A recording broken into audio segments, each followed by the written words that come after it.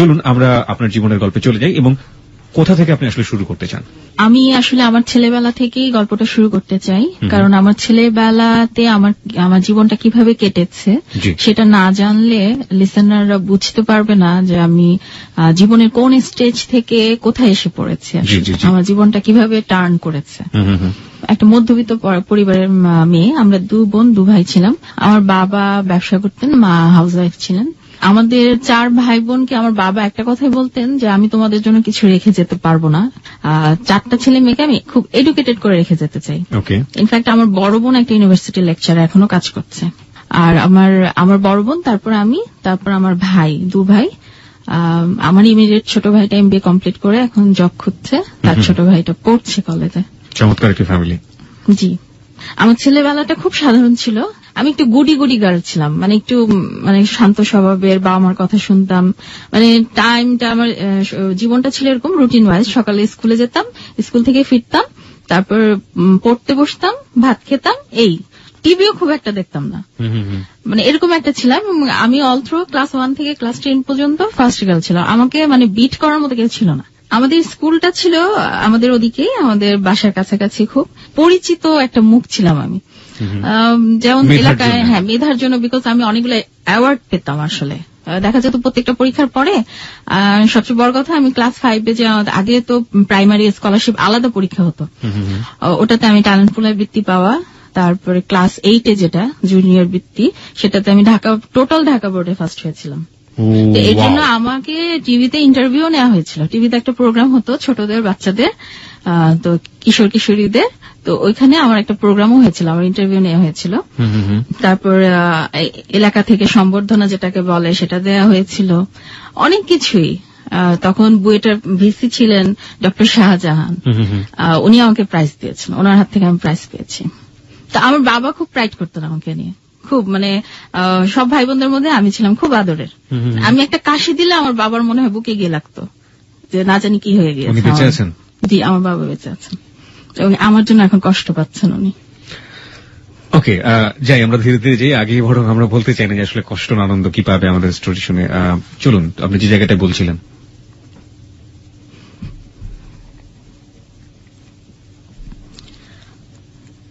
তো আমি মানে ভালো একটা মেয়ে বলতে যা বোঝায়, ভালো একটা স্টুডেন্ট বলতে যা বোঝায়, আমি ওরকম ছিলাম। বন্ধু বান্ধবের কাছে খুব প্রিয় ছিলাম, বাবা মার কাছে, ভাই বোনের কাছে, আত্মীয় স্বজনের কাছে, সবার কাছে আমি খুব প্রিয় ছিলাম।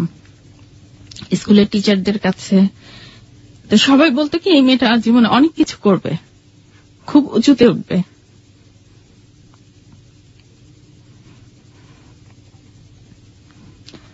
আমি আমার সেই গোলটাকে সামনে রেখে আমি জীবনের পথে এগিয়ে যাচ্ছিলাম। তো ক্লাস 8 গেল, ক্লাস 9 গেল, ক্লাস 10-এ উঠলাম। এখন দেখতাম যে বন্ধু বান্ধবীরা, মানে যেটা হয় নর্মালি একটা অ্যাডোলেসেন্ট পিরিয়ডে, মেয়েরা ছেলেদের ব্যাপারে একটু আগ্রহী হয়, ছেলেরা মেয়েদের ব্যাপারে আগ্রহী হয়। তো বান্ধবীরা খুব গল্প করতো যে ওই ছেলেটা আমাকে প্রপোজ করেছে বা চিঠি দিয়েছে বা এই করেছে। তা আমি এই ব্যাপারগুলো অ্যাভয়েড করতাম, কারণ কি, আমার মনে হতো যে আমার জীবনে আমাকে পড়াশোনা করে আগাতে হবে, এগুলো করলে আমার পড়াশোনা হ্যাম্পার হবে, আমি ওগুলোতে যাব না। তো আমার বান্ধবীর এক চাচার বিয়ে হচ্ছে, তা আমাদের সবাইকে দাওয়াত দিয়েছে। তো হলুদে গেলাম, শাড়ি টাড়ি পরে, তখন তো কিশোরী বয়স। তো ওর মধ্যে আমার বান্ধবীর এক চাচা পরে আর কি আমাকে বলেন, আমার বান্ধবীকে বলে যে তোমার বান্ধবীকে আমার খুব ভালো লেগেছে, তা আমি তাকে প্রপোজ করতে চাই। বান্ধবীর চাচা এই বলতে, সেও তখন কিন্তু ইন্টার পড়ছে।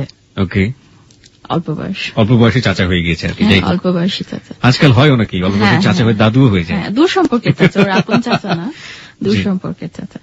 তারপরে আমার বান্ধবী স্কুলে এসে আমাকে বলছে, তোকে তো এরকম বলতে চাচ্ছে, তো তুই কি বলিস?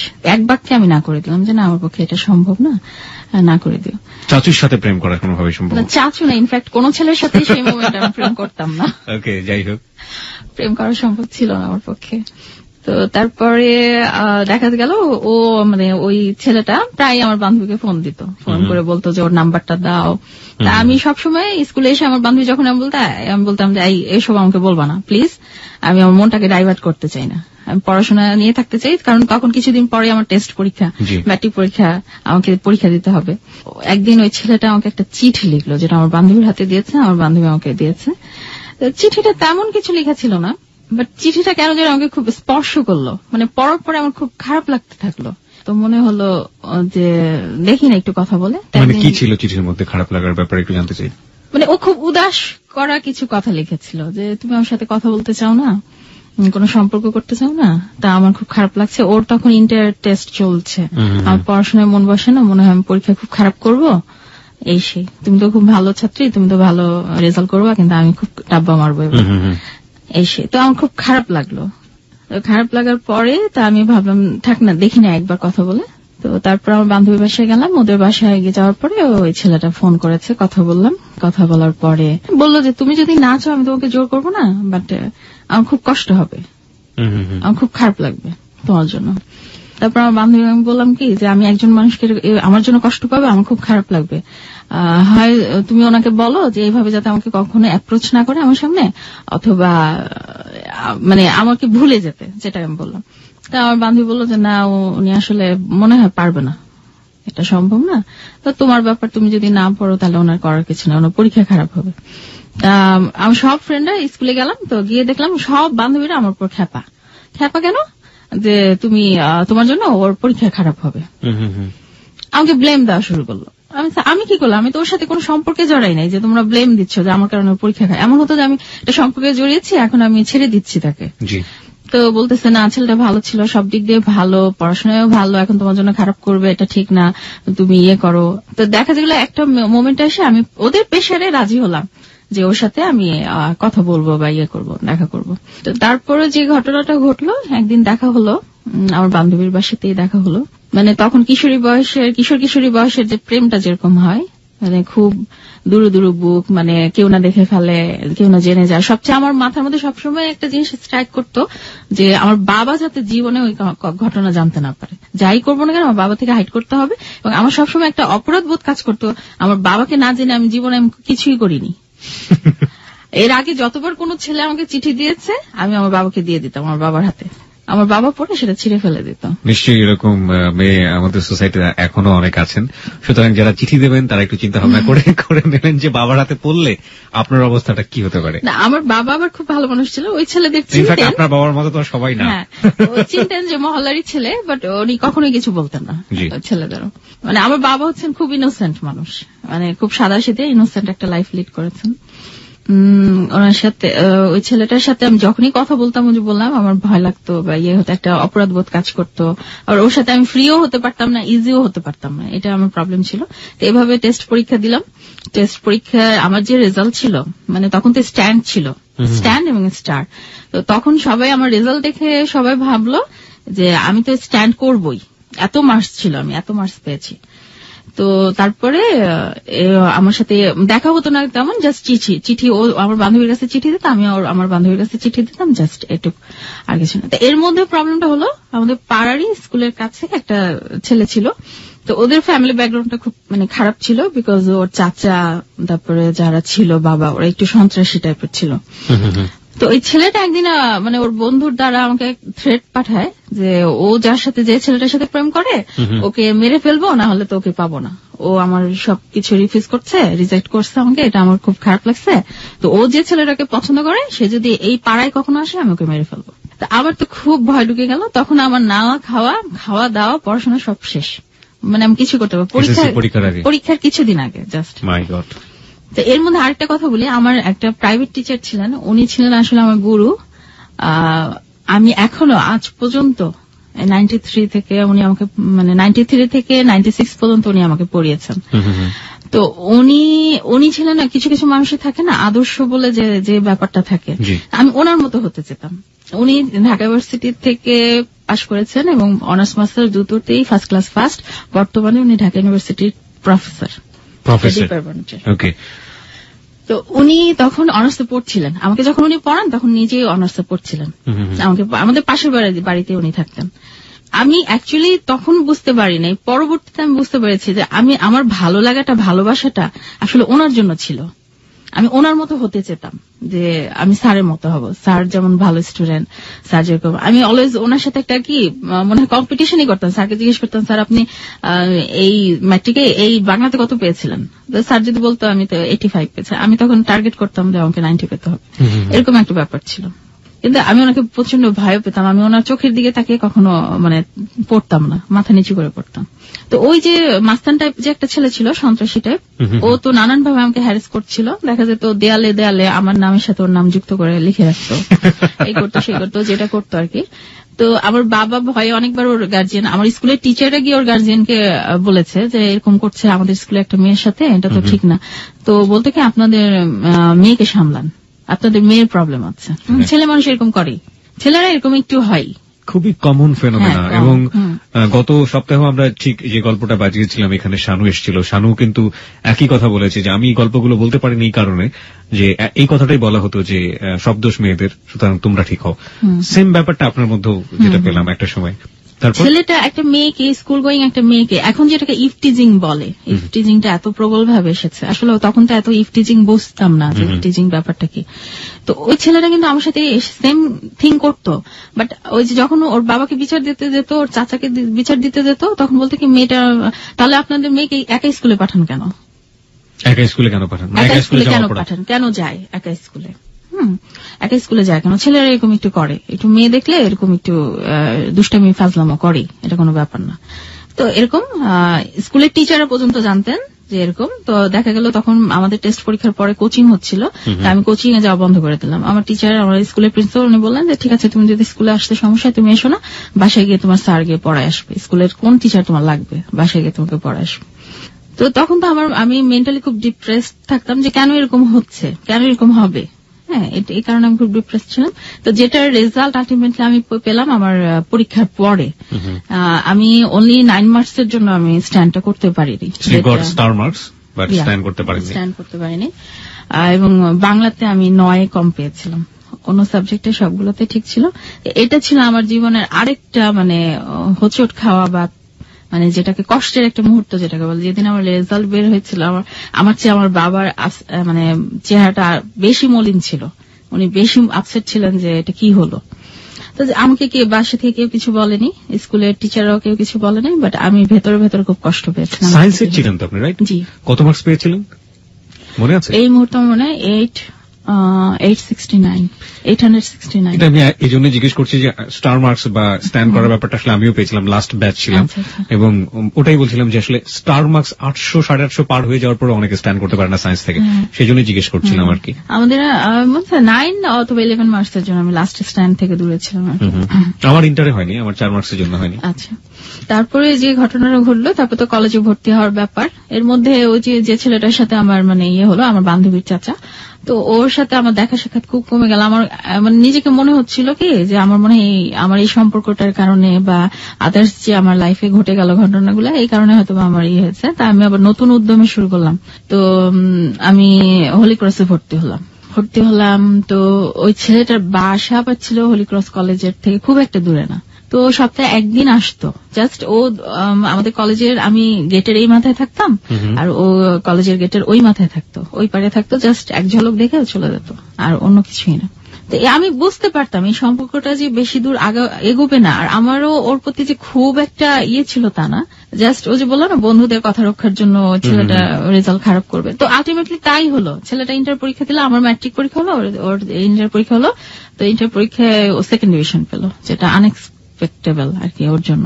তো তারপরে আলটিমেটলি ওর সাথে আমার বেশি দিন সম্পর্কটা টেকে নাই। ইন্টার পরীক্ষার পরেই আসলে আমি মানে ফাইনালি ওকে বলে দেই যে আমি এটা মানে ক্যারি করতে চাচ্ছি না এই রিলেশনটা। ও অনেক মানে আমাকে করে, বোঝানোর চেষ্টা করে আমার বান্ধবী দিয়ে এসে, কিন্তু আমি এটা ক্যারি করি নাই, বিকজ আমার মনে হতো যে এটা সম্ভব না। কারণ আমার হচ্ছে স্বপ্নটা অন্যদিকে, আমি অন্যভাবে আগাতে চাই।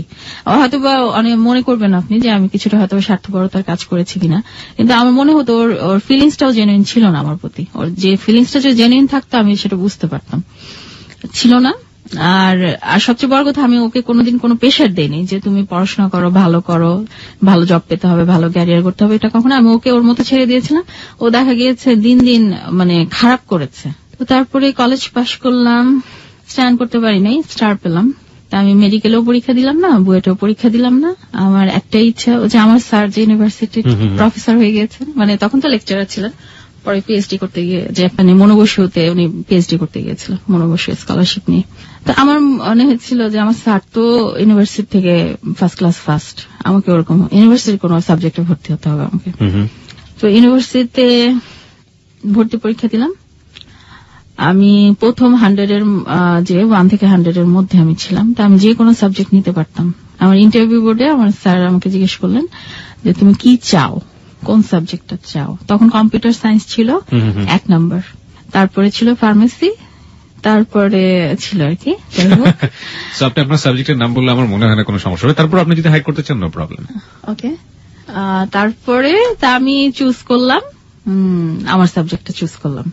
মানে আমি যে সাবজেক্টটা নিলাম এটা হচ্ছে আমরা যখন পড়তাম খুব নিউলি একটা মানে ডেভেলপড একটা নতুন একটা সাবজেক্ট ছিল তখন ইউনিভার্সিটিতে, খুব পপুলার ছিল এবং সবাই বলতো এই সাবজেক্ট থেকে পড়লে চাকরির অভাব হয় না, ক্যারিয়ার বিল্ড আপে কোনো প্রবলেম না, সবার যাদের টার্গেট বাইরে যাওয়ার তাদের জন্য এটা একটা ফার্স্ট প্রায়োরিটি ছিল এই সাবজেক্টটা।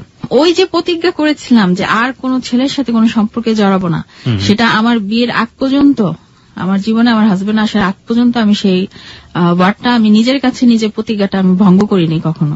ইউনিভার্সিটি লাইফে না, আমার ইউনিভার্সিটিতে লাইফে আমি বলতে পারবো না যে আমি কারোর প্রতি আমার আসলে আমার উইকনেসই গ্রো করেনি কারোর প্রতি। তো এর মধ্যে একটা ছিল বুয়েটে পড়তো আমার এক ফ্রেন্ড, আমাদের সাথেই আমাদের ব্যাচমেট। তো ও আমাকে নক করলো সরাসরি বিয়ের জন্য, যে তোমাকে আমি 1 সপ্তাহ, ও আমাকে একদিন ফোন করলো, ফোন করে বলতেছে যে আমি তোমাকে 1 সপ্তাহ সময় দিলাম, 1 সপ্তাহ আমি রোজ তোমাকে ফোন করবো, মনে করাই দিব যে আমি তোমাকে প্রপোজ করছি, তা তুমি 1 সপ্তাহ পরে আমাকে রেজাল্টটা দিবা। ওই যে আমার একটা ভয় কাজ করতো না যে আমি প্রেম করব না, প্রেম আমাকে আমার জীবনে কিছুই দেয় নাই, বরঞ্চ আমি মনে আরো ভালো রেজাল্ট করতে পারতাম সেই সম্পর্কগুলো ইয়ে না করলে, মানে মাথা থেকে ঝেড়ে ফেলে দিতে পারলে। তো আমি আর প্রেমের মধ্যে আগাই নেই, আমি যাইও নেই। আমার একটা টার্গেট ছিল আমি অনার্স মাস্টার্স করবো, তারপরে স্কলারশিপ নিবো, বাইরে যাবো, পিএইচডি করবো, এটাই আমার লক্ষ্য। আমার বিয়েটি পরের ব্যাপার, পরে যেটা করবো। তো যাই হোক, অনার্স পাশ করলাম, রেজাল্ট যেটা হলো বলবো না আনএক্সপেক্টেড, আরো ভালো করতে পারতাম। আমি প্রথম দিকেই ছিলাম, মানে মেধা তালিকার প্রথম দিকেই ছিলাম। যেরকম থাকলে ইউনিভার্সিটির লেকচারার হওয়া যায়, ইউনিভার্সিটিতে জয়েন করা যায় ডিপার্টমেন্টে, সেরকম একটা রেজাল্ট আমার ছিল। আমরা যে টার্মে ছিলাম সেই টার্ম থেকে শুরু করলো যে 4 বছরের অনার্স কোর্স, টার্মিনাল ডিগ্রি, এটা করে যে কেউ মানে মাস্টার্স না করলেও চলবে, এটা প্রফেশনাল ডিগ্রি দিয়ে দিল আমাদের। আমি চিন্তা করলাম যে আমি একটু রিসার্চ লাইনে চলে যাই, কারণ রিসার্চ লাইনে গেলে আমার পিএইচডির জন্য স্কলারশিপ পাওয়াটা আমার জন্য ইজিয়ার হবে রাদার দেন মাস্টার্স করাটা।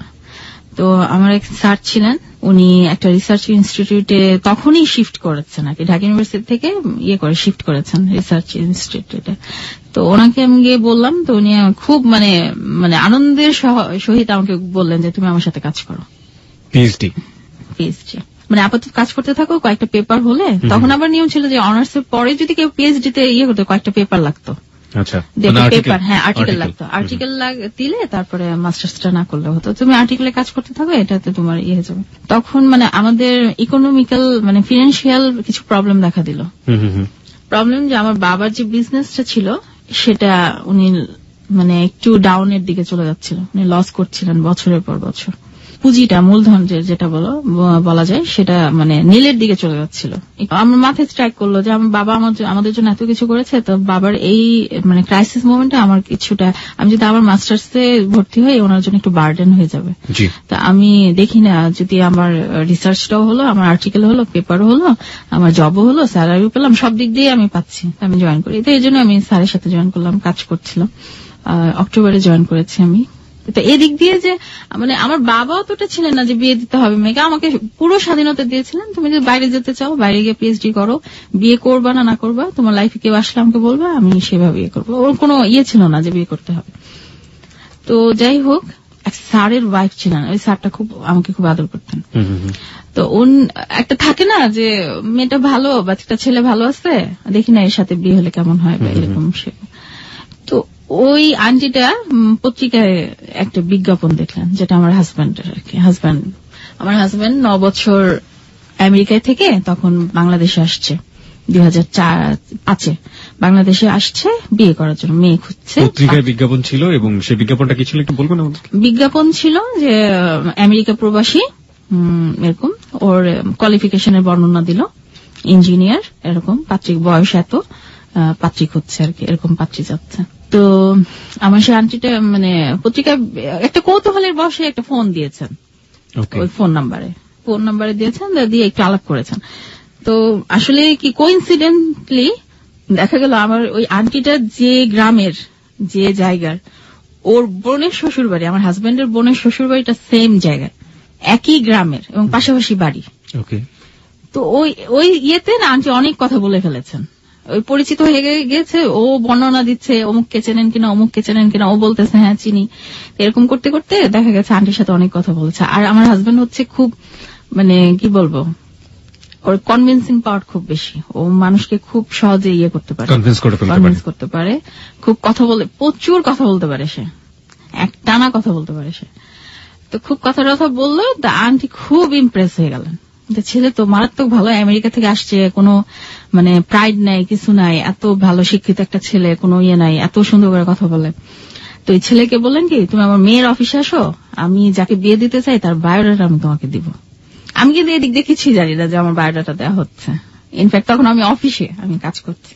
ও গেল, যাওয়ার পর আমার বায়োডাটাটা নিল, আমার ছবি নিল, এবং ওর বায়োডাটা ছবি দেয় নাই, বায়োডাটাটা দিয়ে গিয়েছে। দিয়ে যাওয়ার পরে আন্টিকে বলেছি কে যে আমি একটু মেয়েটার সাথে কথা বলতে চাই, তো বায়োডাটাতে তো নাম্বার হয়তো বা ছিল না, হয়তো আন্টি দিয়েছেন, আমার তখন মোবাইল ছিল আর কি, তো আমার সেল ফোন নাম্বারটা ও কালেক্ট করে ওইভাবে। তো আন্টিকে বলে আমি কিন্তু আপনার ভাতিজিরে ফোন দিব। তো আন্টি হেসে বলতেছে হ্যাঁ দিয়ে, অসুবিধা নেই, কথা বলো। তো আমি অফিস থেকে বাসায় আসছি, আসার সাথে সাথে দেখলাম মোবাইল আননোন নাম্বার একটা ফোন। তো দেখি আমার হাজবেন্ড, তখন তো হাজবেন্ড হয় নাই, হবু হাজবেন্ড আর কি। তো কথা বলছে যে আপনি আমার নাম ধরে বলো, আপনি অমুক বলছেন? জি বলছি, যে আপনার বায়োডাটা আমার কাছে আছে। আমার বায়োডাটা আপনার কাছে কিভাবে? আপনার ওই আন্টিটা দিয়েছে। আচ্ছা দিয়েছে, কেন, কি ব্যাপার? তো ওর বৃত্তান্ত আমাকে বললো, আমি এত বছর আমেরিকায় ছিলাম, এই করেছি সেই করেছি। আমি করতো, আপনাকে কি বলেছিল? ও আমাকে বলছিল ও গ্রাজুয়েশন করেছে আমেরিকা থেকে। ও দীর্ঘ 9 বছর ধরে আমেরিকায় আছে, ওখানে গ্রাজুয়েশন কমপ্লিট করেছে এবং এখন একটা ভালো একটা ফার্মাসিউটিক্যালে জব করছে। ও গ্রিন কার্ড তখনও পায় নাই আসলে, না গ্রিন কার্ড পেয়েছে, গ্রিন কার্ড পেয়ে ও বাংলাদেশে এসছে, কারণ গ্রিন কার্ড পাওয়ার আগে যদি ও আসতো তাহলে কিন্তু ব্যাক করা যায় না। গ্রিন কার্ড পাওয়ার পরে ও বাংলাদেশে এসছে, আসার পরে 9 বছর ওয়েট করেছে ও গ্রিন কার্ড পাওয়ার জন্য। ওর তো এই 9 বছর 8 বছরের লাইফ আমার কাছে টোটালি আননোন, আমি তো কিছুই জানি না কি করেছে আমেরিকায়।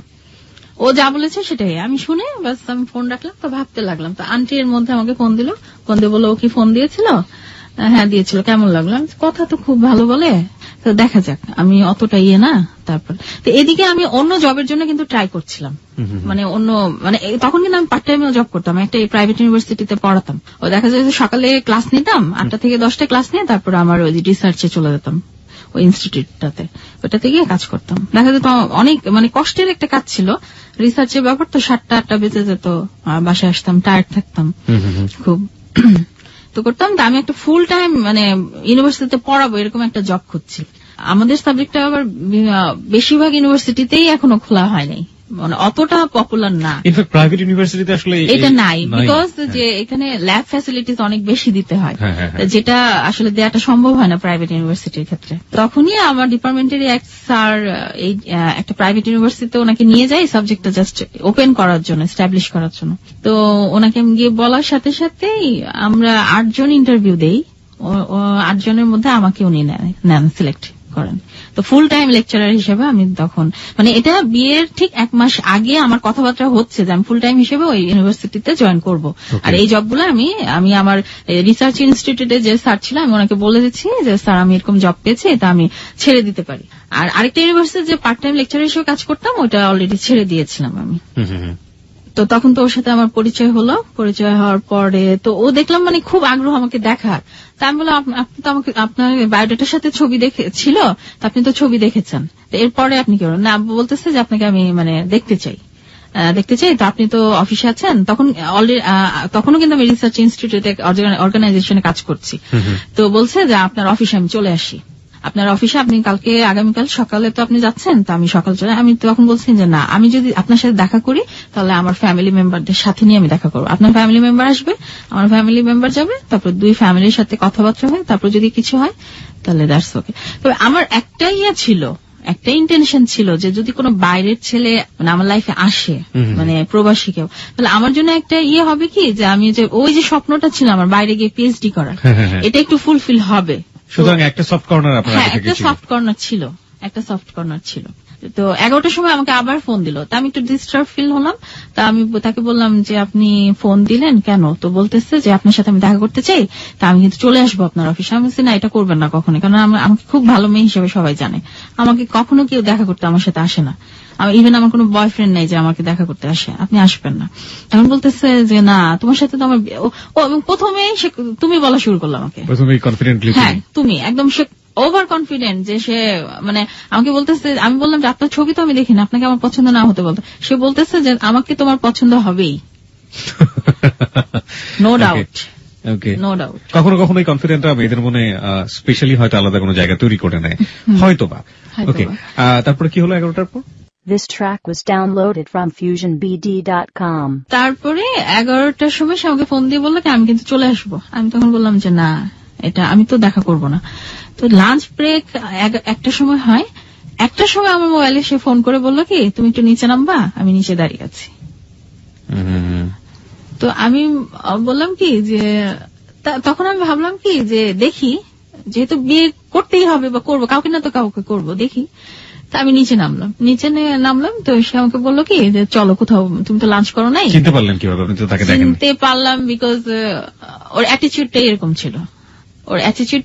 ছিল, আর লাঞ্চ টাইমে তো মোটামুটি ফাঁকা ছিল, মানে লবিটা ফাঁকা ছিল। তো ওকে আমি বুঝতে পারছি, ফোনটা ছিল কথা বলার ভঙ্গিতে আমি বুঝতে পারছি, এবং ও আমাকে চিনতে পেরেছে। আমি যে সিঁড়ি দিয়ে নামছিলাম তখনই ও বুঝতে পেরেছে যে এটা আমি। তো যাই হোক, প্রথম দেখাতে ও যে কনফিডেন্টটা ছিল যে আপনি তাকে পছন্দ করবেনই, মানে ওই প্রথম দেখাতে ওই মুহূর্তে ওই মোমেন্টের অনুভূতিটা কেমন ছিল? যে হি ওয়াজ গুড লুকিং গাই। আমার একদমই ভালো লাগে না ওকে দেখে। একটা আমেরিকা প্রবাসী একটা ছেলে যে একটা ইঞ্জিনিয়ার, আমি তো মনে করি অনেক মানে পস একটা মানে খুব ভালো। তো আমার এখনো মনে আছে, ও তখন কিন্তু কেটস পরা হতো না, এখনো কিন্তু সহজে মানে জগিং টগিং ছাড়া ছেলেরা সহজে কেটস পরে না। ও একটা সাদা হোয়াইট একদম কেটস পরে আসছে, সাদা একটা টি শার্ট, একটা জিন্সের প্যান্ট। এবং যেটা আমি সবচেয়ে অপছন্দ করি ছেলেদের, মানে এটা আমি সব ছেলেদেরকে করে বলছি না, কারো স্পেসিফিক কিছু পছন্দ থাকতে পারে, আমার একটু মানে গোফটা অপছন্দ ছিল। যে আমার মনে হতো কি আমি যে ছেলেকে বিয়ে করবো তার যাতে গোফটা না থাকে। ওকে ওকে, না আমি আসলে কয়েকদিন যাবত শেপটেপ করিনি, হোয়াট এভার ইট ইজ। যাদের গোফ আছে তারা কিছু মনে করবেন না প্লিজ। ওকে, পার্সোনাল চয়েস থাকতেই পারে। তো আমি দেখলাম যে প্রথম ওকে দেখে যে দৃষ্টিটা আমার হলো, আমার মাথায় হলো যে তার গোফ আছে। ও করলো কি, আমাকে বললো কি দেখি, মানে এমন পরিচিত ভঙ্গিতে কথা বললো মনে হয় আমার সাথে ওর অনেক দিনের প্রেম। এসে আমাকে বললো তুমি তো লাঞ্চ করো না, এই মুখটা শুকিয়ে গেছে, তাহলে চলো কোন রেস্টুরেন্টে বসে একটু খেয়ে নিই, তারপরে কথা বলবো, আগে চলো তো চলো। তারপরে গেট থেকে বের হলাম, একটা ইয়েলো ট্যাক্সি ক্যাব দাঁড়িয়েছিল তখন। তো ইয়েলো ট্যাক্সি ক্যাব তখন বলতেছে কি চলো উঠো। আমি কোথায় যাব? তো আমার ওই অর্গানাইজেশন থেকে, অফিস থেকে গুলশানটা মোটামুটি কাছে। তো বলতেছে চলো গুলশানে কোনো রেস্টুরেন্টে যাই, খেয়ে তারপর ওইখানে বসে কথা বলবো, তোমার কি মানে ও এরকম বলতেছে তোমার আমার ব্যাপারে কি জানার আছে তুমি জেনে নিও।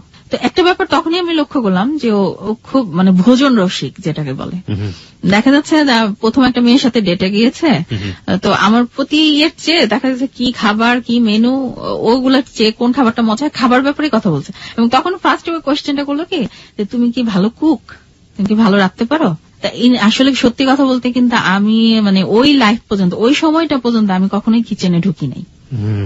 রান্না বলতে কি জিনিস সেটা আমি মনে হয় আলুর ভর্তাটা করতে পারবো, ভাত রাখতে পারি নাই, কারণ ভাতটা হয় নরম হয়ে যেত নাহলে শক্ত থাকতো। আর আমি ট্রাইও করি নাই কোনোদিন আসলে ওইভাবে, শুধু নুডলস রাঁধতে পারতাম তখন। তাই আমি বললাম কি যে না আমি ভালো কুক না, আসলে আমি রাঁধতে পারি না। তো বললাম এটা কোনো ব্যাপার না। তা আমাকে বললো কি তোমার অফিস ছুটি কয়টায়? আমি বললাম 5টায়। তখন বলছে কি আমি তোমাকে নিতে আসবো, তোমার বাসায় ড্রপ করে দিব। ড্রপ করে দিবেন কেন? আমি কি একা যাই না অফিস থেকে?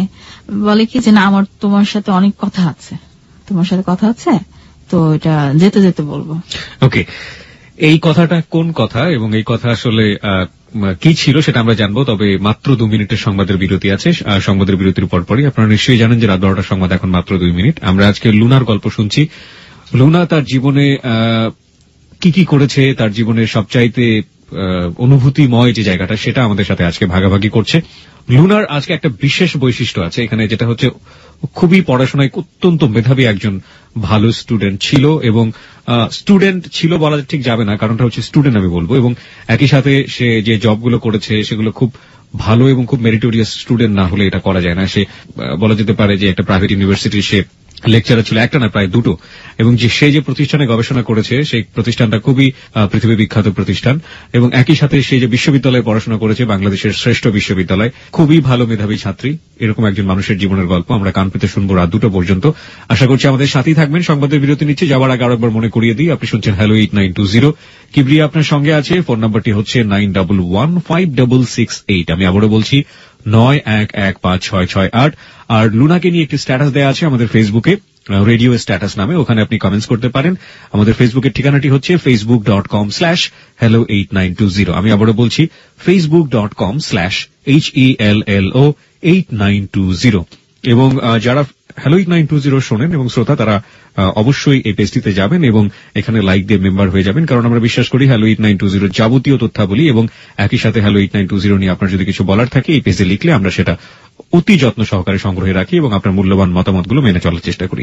সংবাদের বিরতির পরই ফিরে যে জায়গাটাতে ছিলাম, যে আপনি বলছিলেন যে আপনার হবু বর তখনও তো হয়নি আসলে, খাওয়া দাওয়ার ব্যাপারেই খুব বেশি আগ্রহ, এবং বলল যে সে 5টার দিকে আপনাকে নিতে আসবে। বললো তো ঠিক 5টার কিছু আগে সে ফোন করলো, ফোন করে বললো যে আমি আসছি, রেডি হচ্ছি, আসছি। তা আমাকে কিছু বলার সুযোগ না দিয়ে ফোনটা রেখে দিল। আমি বের হয়েছে অফিস থেকে, মুষলধারে বৃষ্টি শুরু হলো। এমন বৃষ্টি যে কি বলবো, চারপাশে কিছু দেখা যায় না, এত বৃষ্টি। তো একটা রিক্সা নিল, রিক্সা নিয়ে বললো উঠো। আমি রিক্সা নিয়ে কোথায় যাব, মানে ওইখান থেকে আমার বাসার ডিস্টেন্স আমার অনেক, মানে রিক্সা করে যাওয়ার মতো না।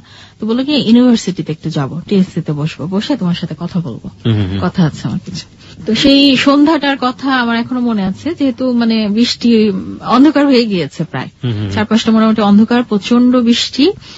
তো একটু ভিজেই আসলে রিক্সা উঠলাম দুজনে, রিক্সা করে। কেন জানি না সেই মোমেন্ট আমার খুব ভালো লাগছিল আসলে। আমার মনে হয় এটা একটা কারণ হতে পারে যে আমি পুরোটা আমার ইউনিভার্সিটির লাইফ বলেন বা সেই মোমেন্টে আমি আসলে কোন ছেলের আমার জীবনে আসে নাই তখন, মানে আমি একটু মানে ছেলে বিবর্জিতই ছিলাম। সেই মোমেন্ট আমার মনে হচ্ছিল খুব রোমান্টিক একটা মোমেন্ট, আমার কাছে খুব ভালো লাগছিল। ওয়েদারটাও ভালো ছিল। তো ও দেখা যাচ্ছে কি ওই বকবক করছে, ওই আমেরিকায় কি করেছে, এটা করেছে, অমুক প্রফেসর, আর খুব স্মার্ট আর ক্লেভার ছিল। তো মানে ওর লুক দেখে কেউ বলবে না ও খুব স্মার্ট, বাট কথা শুনলে যখন টোন শুনবেন তখন মনে হবে যে is a smart guy. Tone একটা ম্যাটার করে। হ্যাঁ, টোন একটা ম্যাটার করে। টোনটা মাশাআল্লাহ আসলেও ভালো, অনেক ভালো। আমার হাজবেন্ড বলে বলছি না। ওকে, আমাকে একটু বলবেন মানে উনি পেশায় কি করেন, শুধুমাত্র এটুকু বললেই হবে, এবং আপনি যদি এক্সাক্টটা বলবেন না আমি জানি, একটু বুঝিয়ে দিলেই হবে, যেহেতু টোনের ব্যাপারটা এসছে। ও একটা মিডিয়াতে আছে। ওখানে কি টোনের ব্যাপার জড়িত? হ্যাঁ, টোনের ব্যাপার জড়িত, গলার কারুকাজেই কাজ করে। তার মানে রেডিও ব্যাপার তো অবশ্যই রেডিও, এছাড়া তো আর কিছু না। ওকে, আমার মনে হয় যে যেহেতু উনি ডিটেল বলছেন না, আমি একটু পরিষ্কার করে নিতে চাই আমাদের শ্রোতাদের কাছে। আমার মতো করে আমি যতটুকু বুঝেছি, একটু কারচুপি করেই ব্যাপারটা প্রকাশ করতে হবে, কারণ কারচুপি করা যথেষ্ট যুক্তিযুক্ত। এই গল্পটা শেষ পর্যন্ত শুনলে আসলে বুঝতে পারবেন যে কারচুপি করার প্রয়োজন ছিল, এবং লুনা আসলে যে জায়গাটা থেকে সাহস করে এখানে এসে গল্পগুলো বলছে, এইরকম সাহস লাখে একজন মানুষের আছে কিনা যথেষ্ট সন্দেহ আছে। সুতরাং কারচুপি এখানে প্রয়োজনীয়। তার হাজবেন্ড আসলে কোন একটি মিডিয়াতে কাজ করেন, অবশ্যই অফকোর্স মিডিয়া, কারণ মিডিয়া বলতে পেপার, পত্রিকা, টেলিভিশন, রেডিও বোঝানো হয়। তিনি আসলে একটা রেডিওতে কাজ করেন, এবং সেটা আমরা আর বিস্তারিত নাইবা বললাম, সেখানে কণ্ঠের কারুকাজ জড়িত। ওকে, তারপর তো আমার খুব ভালো লাগছিল সময়টা। তো গিয়ে আমরা বসলাম টিএসসিতে, ওই যে সিঁড়িটা আছে না, ওই সিঁড়িটাতে গিয়ে বসলাম। তো আমাকে তখন মাগরিবের আজান দিচ্ছে, ও আমাকে হঠাৎ করে বললো কি তুমি একটু বসবা, আমি নামাজটা পড়ে আসি। যখন এই কথাটা বললো না, আমার মনে হলো কি মানে এই কথা দিয়ে মানে ও আমাকে ইমপ্রেস করে ফেললো। আমার একটা ধারণা ছিল কি যে আমেরিকা থেকে এসছে এত বছর, মানে ও তো অন্যরকম হবে, একটু উল্টাপাল্টা টাইপের হলেও মানে আমি অবাক হতাম না। তো যখন বললো না তুমি একটু বসবা, খুব মানে নরম সুরে বললো, তুমি একটু বসবা, তোমার কি বসতে কষ্ট হবে, আমি একটু নামাজটা পড়ে আসি দৌড় দিয়ে। তো নামাজ পড়তে চলে গেল। তো সেই মোমেন্টে আমি বসে বসে ভাবছিলাম যে ছেলে এতদিন এত বছর আমেরিকায় ছিল, তার মধ্যে এই অ্যাটিচিউডটা, এই ধর্ম ভীরুতা, মানে ও তো পরে গিয়ে কাজা নামাজটাও পড়তে পারতো, পড়লো না, যেহেতু মানে নামাজটা আদায় করলো, আদায় করে আসলো, তখন মানে আমি অনেকটা ইমপ্রেস হয়ে গিয়েছি আসলে যে সে ভালো মানুষ। আর রিক্সায় বসে তো যে কথাগুলো বলছিল সেগুলো সব পজিটিভ, আমি এটা করেছি, আমি ওটা করেছি, আমি আমেরিকাতে থাকি, জীবনে আমি কখনো কোনো বারে যাইনি, কোনো নাইট ক্লাবে যাইনি, আমি যেখানে থাকি সেখান থেকে মানে লাস ভেগাস খুব কাছে, বাট আমি লাস ভেগাসের জীবনেও যাইনি, এই টাইপের কথাগুলো বলছিল। যে আমি খুব কনজারভেটিভ ফ্যামিলির একটা ছেলে, আমার বাবা ওর বাবা আসলে একটা সরকারি জব করতেন, আমার শ্বশুর সরকারি জব করতেন। তা আমরা খুব ধার্মিক, মানে ধর্মভীরু ফ্যামিলির এক ছেলে আমরা। এই অনেক বছর আমেরিকায় থেকেছি, পড়াশোনা ছাড়া আমি কিছুই করিনি জীবনে, আমার অ্যাচিভমেন্ট একটাই, আমি পড়াশোনা করেছি। তো আমাকে আরেকটা রিক্সা নিল, একদম বাসা পর্যন্ত আমাকে আমার বাসায় গেটে নামিয়ে দিয়ে তারপর বাসায় ব্যাক করলো। তো বাসায় ব্যাক করলো, তো সেই রাতটা, সেই সন্ধ্যাটা, সেই মোমেন্টটা চলে গেল, তখন আমার একটু খারাপ লাগতে শুরু করলো। আমার মনে হয় আরেকটু ওর সঙ্গটা পেলে ভালো লাগতো, আর কিছুটা সময় থাকতে পারতাম সাথে। একদিক দিয়ে খুব ভালো লাগছে, আরেক দিক দিয়ে একটু মন খারাপ লাগছে। তো যাওয়ার পরে চেঞ্জ করলাম, করার পরেই ও আবার ফোন দিল, কি করছো? এটাই করছি। আমার কথা ভাবছো না? আপনার কথা হ্যাঁ ভাবছি। তো বলছে ভাবতে বাধ্য, তুমি ভাবতে বাধ্য। আমার চোখগুলো তুমি দেখেছো?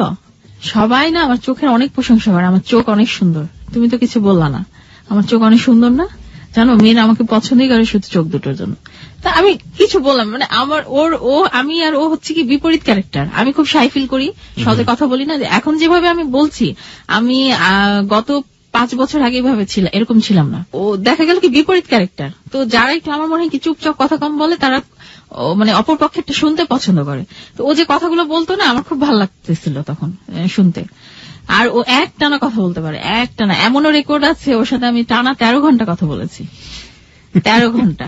এবং এর মধ্যে আমি বেশিরভাগ সময় চুপ, ও কথা বলেছে। তো যাই হোক, কথা বলছে এরকম শুনছি সব গল্প। ইউনিভার্সিটির অমুক প্রফেসর, অমুক ইউনিভার্সিটির আমেরিকান, অমুক ইউনিভার্সিটির অমুক টিচার আমাকে একটা রেকমেন্ডেশন লেটার দিয়েছিল, ওই লেটারটা আমি কালকে নিয়ে আসবো তোমাকে দেখাতে, এই করতে পারতাম আমি একটা ফার্মাসিউটিক্যালে আছি। তারপর আমি ওর বায়োডাটাটা খুলে বাসায় দেখলাম।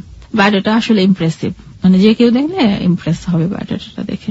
তবে একটা কথা আমাকে বলেছিল যে আমার কিন্তু পয়সা নেই। তখন আমি বলেছিলাম যে আমি কিন্তু কোনো ছেলেকে পয়সা দেখে বিয়ে করবো না, আমি জাস্ট তার কোয়ালিফিকেশনটা দেখবো, আর তার মনটা দেখবো, যে তার মনটা কেমন, তার ক্যারেক্টারটা কেমন। এই কথাটা আমি তাকে বলেছিলাম। আর আমি বলেছিলাম যে দেখেন, আমার বাবা মা খুব মানে সহজ সরল টাইপের, তো আমার উপরই ডিসিশন হবে আমি কাকে বিয়ে করব।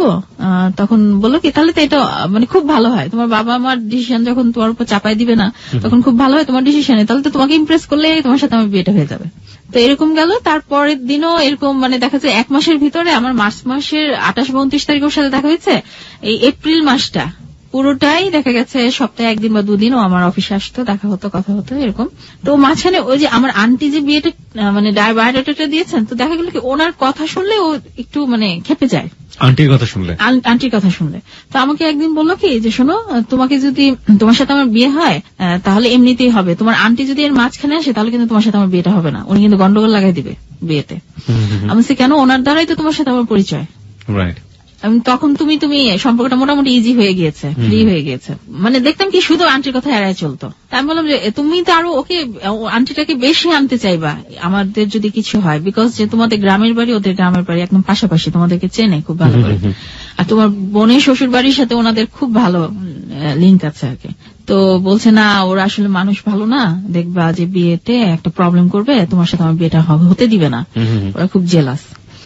আসলে কি সেই মোমেন্টে ও আমাকে যা বলতো আমি তাই শুনতাম, আমার কাছে তাই বিশ্বাসযোগ্য মনে হতো, আমার কাছে মনেই হতো না যে ও রং কিছু বলতে পারে। মানে এমন সে তার ওর মানে আমার সামনে ওর ইমেজটা তৈরি করেছিল, ও যেটা বলতো আমি মনে করতাম কি সেটাই। আর সবচেয়ে মনে হতো কি, যে ছেলে 5 ওয়াক্ত নামাজ একবেলা কাজে করে না, সে কখনো মিথ্যা বলতে পারে না, কাউকে ধোকা দিতে পারে না, কারোর সাথে বেইমানি করতে পারবে না, এই বিলিফটা আমার ছিল। একবার হলো কি, আমার আন্টি আমাকে মানে ফোন করে বললো কি যে তুমি কি ওর সাথে দেখা করেছো? তা আমি বললাম, সত্যি কথা বললাম যে জি আন্টি, দেখা করেছি, ও আমার অফিসে এসেছিল। তো তোমার কেমন লেগেছে? খুব একটা খারাপ লাগে নাই, আমার খুব ভালো লাগে নাই, মানে আমি হাসলাম। তো তখন আমার আন্টি বললো কি যে আচ্ছা শোনো, একটা কথা বললে, এটা তো বিয়ের ব্যাপার, তাহলে তো এটা তো মুরব্বি টুরব্বি নিয়ে মানে গার্জিয়ান নিয়ে করলে ভালো হয়, তাহলে চলো আমি ওকে বলি, ফোন করি, তোমার সাথে আমি থাকবো, তোমরা দুজন কথা বলবা, এবং ওকে জিজ্ঞেস করবো ওর বাবা মার ইচ্ছা কি, বা ওর বাবা মা যদি তোমাকে দেখতে চায় ওখানে আমি ডাকাবো, ওকে বলবো ওর বাবাকে নিয়ে আসতে। তো আন্টি ওরে ফোন করে বললো যে তোমার কাউকে নিয়ে আসো, আমি ওকে নিয়ে যাচ্ছি, একবারই মুখোমুখি কথা হয়ে যাক, যা জানার যা বোঝার তোমাদের বুঝে নাও। তো ও করলো কি, একটা মলে আসলো ওর বোনকে নিয়ে, আর আমি গেলাম আমার আন্টিকে নিয়ে। আসার পরে আমার আন্টিটা আবার খুব স্মার্ট, খুব ক্লেভার। তো সে ডিরেক্টলি তাকে বললো কি, আচ্ছা তুমি যে আমেরিকা এত বছর ছিলা, পড়াশোনা করেছো বলতেছো, তো এগুলো ডকুমেন্টস কোথায়? বিয়েটা তো অনেক ইম্পর্টেন্ট একটা ব্যাপার, আর তুমি এত বছর এখানে কি করেছো আসলে তো আমরা জানি না। আমরা চাইলেই খোঁজ খবর নিতে পারি, বাট ওইটার চেয়ে এটা ভালো না যে তুমি নিজে থেকে আমাদের সবকিছু দিচ্ছ বা দেখিয়ে দিচ্ছ। খুব বলতেছে না আন্টি এটা কি বললেন আপনি, আমি কেন দিব না, এই না সে না, খুব মানে ইয়ে করতেছে। তো তখন বলতেছে কি যে আন্টি একটা জিনিস আমি সব দিব, আমার কথা আপনি যদি বিশ্বাস করেন তাহলে আপনারা গেইনার হবেন, আর যদি অবিশ্বাস করেন আপনারা লুজার হবেন। আমার আন্টি বললো কি যে লুজার হবো মানে, বলে কি আমি যদি প্রুফ দেখাই আমার এডুকেশনাল কোয়ালিফিকেশন বা আমি কি করেছি, প্রুফ দেখালে কিন্তু আমি আপনার মানে ভাগ্নিকে আর বিয়ে করব না। আর যদি প্রুফ না দেখে আমার কথা বিশ্বাস করে আমাকে পছন্দ করে আপনার ভাগ্নি আমাকে বিয়ে করে, ও যদি আমাকে বিয়ে করে তাহলে ও গেইনার হবে। It's very important part of your story, I think এটা আপনার জন্য খুবই গুরুত্বপূর্ণ একটা পার্ট। ওকে, তার আগে তো আপনি মোটামুটি অ্যাফিলিয়েটেড হয়ে গিয়েছেন মনের দিক থেকে। হ্যাঁ, মনের দিক থেকে অনেক ব্যাপারে মানে অনেকটা ইয়ে হয়ে গিয়েছে আসলে। তো তারপরে এই কথাটা যখন বললো, তো বলার পরে তো আমার আন্টি বললেন কি আচ্ছা ঠিক আছে বাবা, তাহলে তোমার আব্বা আম্মাকে তো আনলা না? তো ও বললো কি যে এখান থেকে আমাদের বাসা তো বেশি দূরে না, আমার আব্বা আম্মা আমার বোনের বাসাতে আছে, চলেন আন্টি আমি দেখা করে আসি, মানে খুব উৎসাহ নিয়ে। তা আন্টি বললো কি চলো যাই দেখা করে আসি, মানে আমার হাত ধরে একটু মানে ইয়ে করলেন, ইশারা করলেন, চলো যাই দেখে আসি।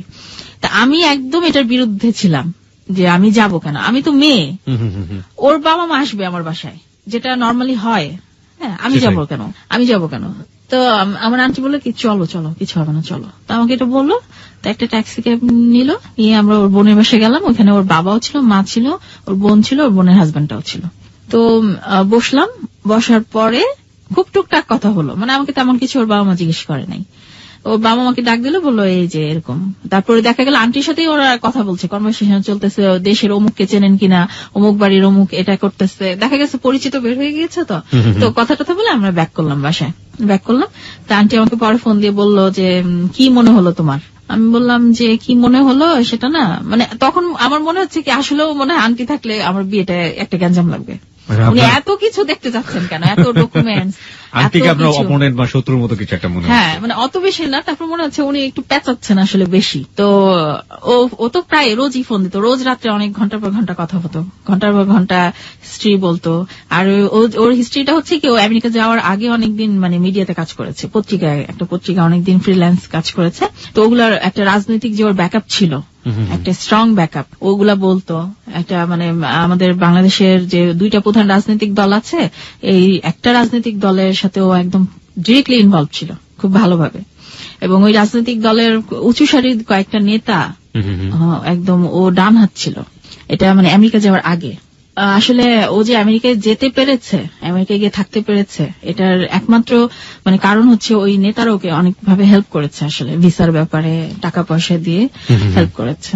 তো ওই গল্পগুলো সে করতো যে তুমি তো জানো না আমার হোল্ড কত, আমার ব্যাকআপ কতটা গভীর, আমি এই করেছি, আমি রাষ্ট্রীয় প্রোগ্রাম অ্যাটেন্ড করতাম, আমি লাইভ কমেন্টারি দিতাম, আমি এত বছর সাংবাদিকতা করেছি, এটা করেছি।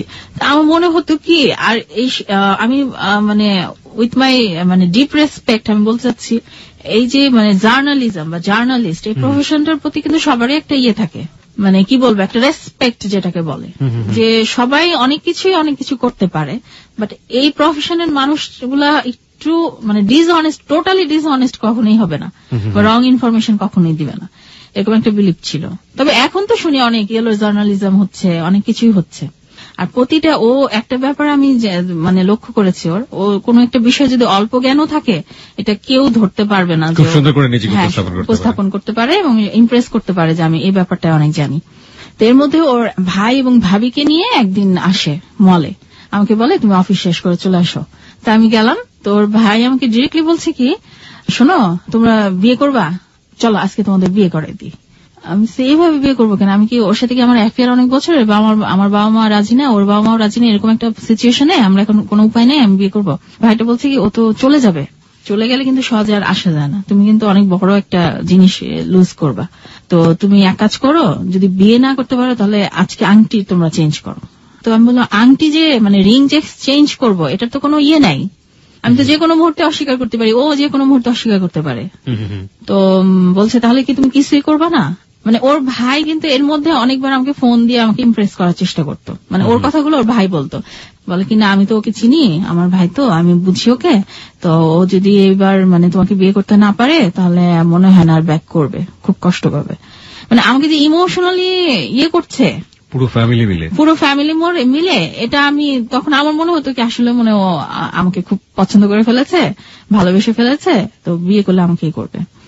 বললাম না আমার বাস্তব বুদ্ধিটা খুব কম ছিল, মানে অনেকে মনে করবে যে এরকম একটা মেয়ে এত এডুকেটেড, এত প্রফেশনাল জব করেছে, খুব স্মার্ট মনে হয়, কিন্তু বুদ্ধির দিক দিয়ে আমি আসলে খুব কম ইয়ে ছিলাম, ইম্যাচিউর মনে হয়েছিলাম। আপনার যে ব্যাপারগুলো ঘটছে আপনি কি আপনার ফ্যামিলিতে জানিয়েছিলেন যে এরকম একটা ব্যাপার হচ্ছে? হ্যাঁ হচ্ছে, আমার বাবা মা তো জানে, আমার বোন জানতো, আমার বড় বোন জানতো যে একটা ছেলের সাথে। তারা কি বলতো, সাপোর্ট করতো? তাদের শুধু একটা কথা ছিল, যেমন আমার বড় বোনটা, আমার বাবা মা তো ওরকম এই বিষয়টা ইয়ে ছিল না, আমার বড় বোন, আমার বড় যে দুলা ভাইটা ছিল, সে বলতো কি যে ঠিক আছে সবকিছু শুনলাম, সবকিছু ওকে, কিন্তু ওই যে আন্টির কথাটাই বলতো, ছেলেটাকে বলো তার ডকুমেন্টস গুলো দিতে, প্রুফ গুলো দিতে। আমার বোনটাও ভালো বলেছে, লজিক্যাল একটা কথা, যে ও যেখানে জব করে ওর ফোন নাম্বারটা একটু দিতে বলে আমি একটু কথা বলবো। তা আমি ওরে ফোন করে যখন বললাম আমার বোন তো অফিসের নাম্বারটা চাচ্ছে একটু ফোন করবে, তখন সে খুব রাগ হলো, বৃষ্টি ভাষায় বললো কি তুমি কি আমাকে ফ্রড মনে করো, তোমার ফ্যামিলি কি আমাকে ফ্রড মনে করে যে তোমরা আমার ফোন নাম্বার চেয়ে এখন ওইখানে ফোন দিবা? এটা কি বাংলাদেশ যে যেখানে সেখানে ফোন দিয়ে একজনের সম্বন্ধে জানা যায়? যদি বাংলাদেশ থেকে তোমরা ফোন দাও ওরা তো না জানি মনে করবে কি আমি কি করেছি, এমনিতেই আমি বাংলাদেশ থেকে গিয়েছি, মুসলমান আমি, এমনিতেই আমরা খুব ইয়েতে থাকি ওইখানে, তো ওরা তো না জানি কি মনে করবে যে আমি না জানি দেশে কি করে এসেছি আকাম কুকাম, তোমরা কি ভাবতেছো আমারে? এই মানে দেখলাম খুব দাপটের সাথে আমার সাথে বিহেভ করলো, আমার বলতেছে আসলে তুমি বেকুব একটা বোকা, নাহলে তুমি এসব ইয়ে করতে পারো, আর তোমার বোনই বা কিভাবে এগুলো বলে, আর তুমি যদি চাও আমাকে বিয়ে করতে ডিরেক্টলি ফ্যামিলিকে বলো যে আমাকে বিয়ে করবে, আর যদি না চাও তাহলে এটাও বলো, আমি মানে নিজেকে এতটা ছোট করবো না যে প্রুফ দেখে একটা মেয়েকে আমি বিয়ে করবো। ওকে। তো তখন আমি আমার ফ্যামিলি, আমার বোন, আমার বাবা আমাকে বললাম যে না তোমরা যেটা মনে করতেছো এটা না। তখন আমার বোন বলে কি তাহলে দিতে অসুবিধা কি ওর? তো আমাকে একদিন রাত্রের বেলা আমাকে ফোন করে বললো কি তুমি কালকে সকালে কাজে অফিস আসতে পারবা? কেন?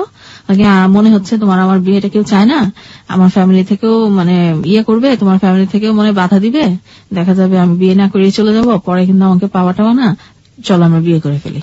তার মানে আপনি ফ্যামিলির যে স্ট্যান্ডটা ছিল, মানে দুই জায়গা থেকে দুই ফ্যামিলির যে স্ট্যান্ডটা ছিল সেই স্ট্যান্ডে আপনি ছিলেন না, এটা কনফিডেন্টলি বলা যায়, কারণ আপনি অলরেডি তাকে ফল ইন লাভ।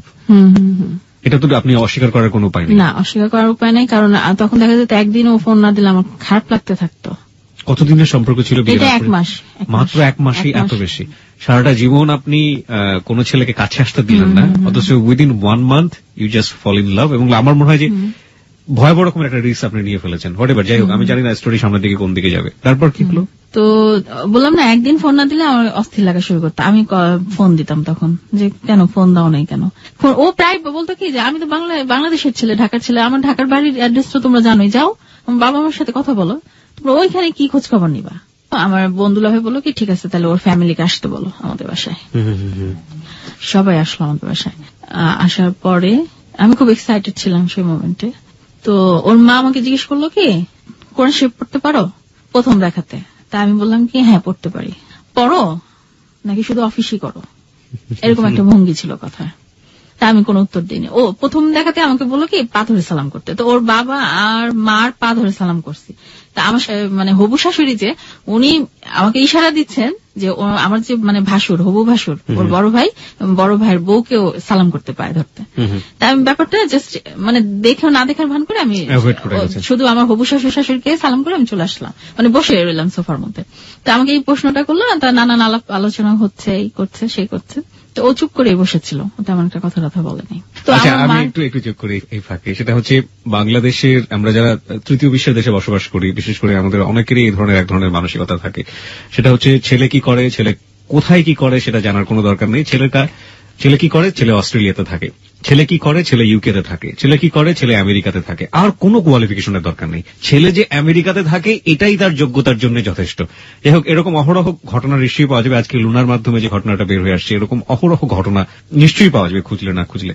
তো যাই হোক, আমি তখনও বুঝি নাই, আমি তো মোটামুটি ওর ইয়েতে প্রায় বলতে গেলে পাগলই আসলে, ওকেই বিয়ে করব, আর যদি চলে যায়, বাইরে চলে যায়, তাহলে ওর জন্য ওয়েট করব, এরকম একটা প্ল্যান আপনার মনে প্ল্যান ছিল। তো আমার সাথে যখন কথা বলতো না ও, তখন দেখতাম যে বিভিন্ন মেয়েদের প্রসঙ্গে কথা বলতো, বা বলতো যে তোমার বন্ধু বান্ধব বান্ধবীরা নাই, কি করে ওরা।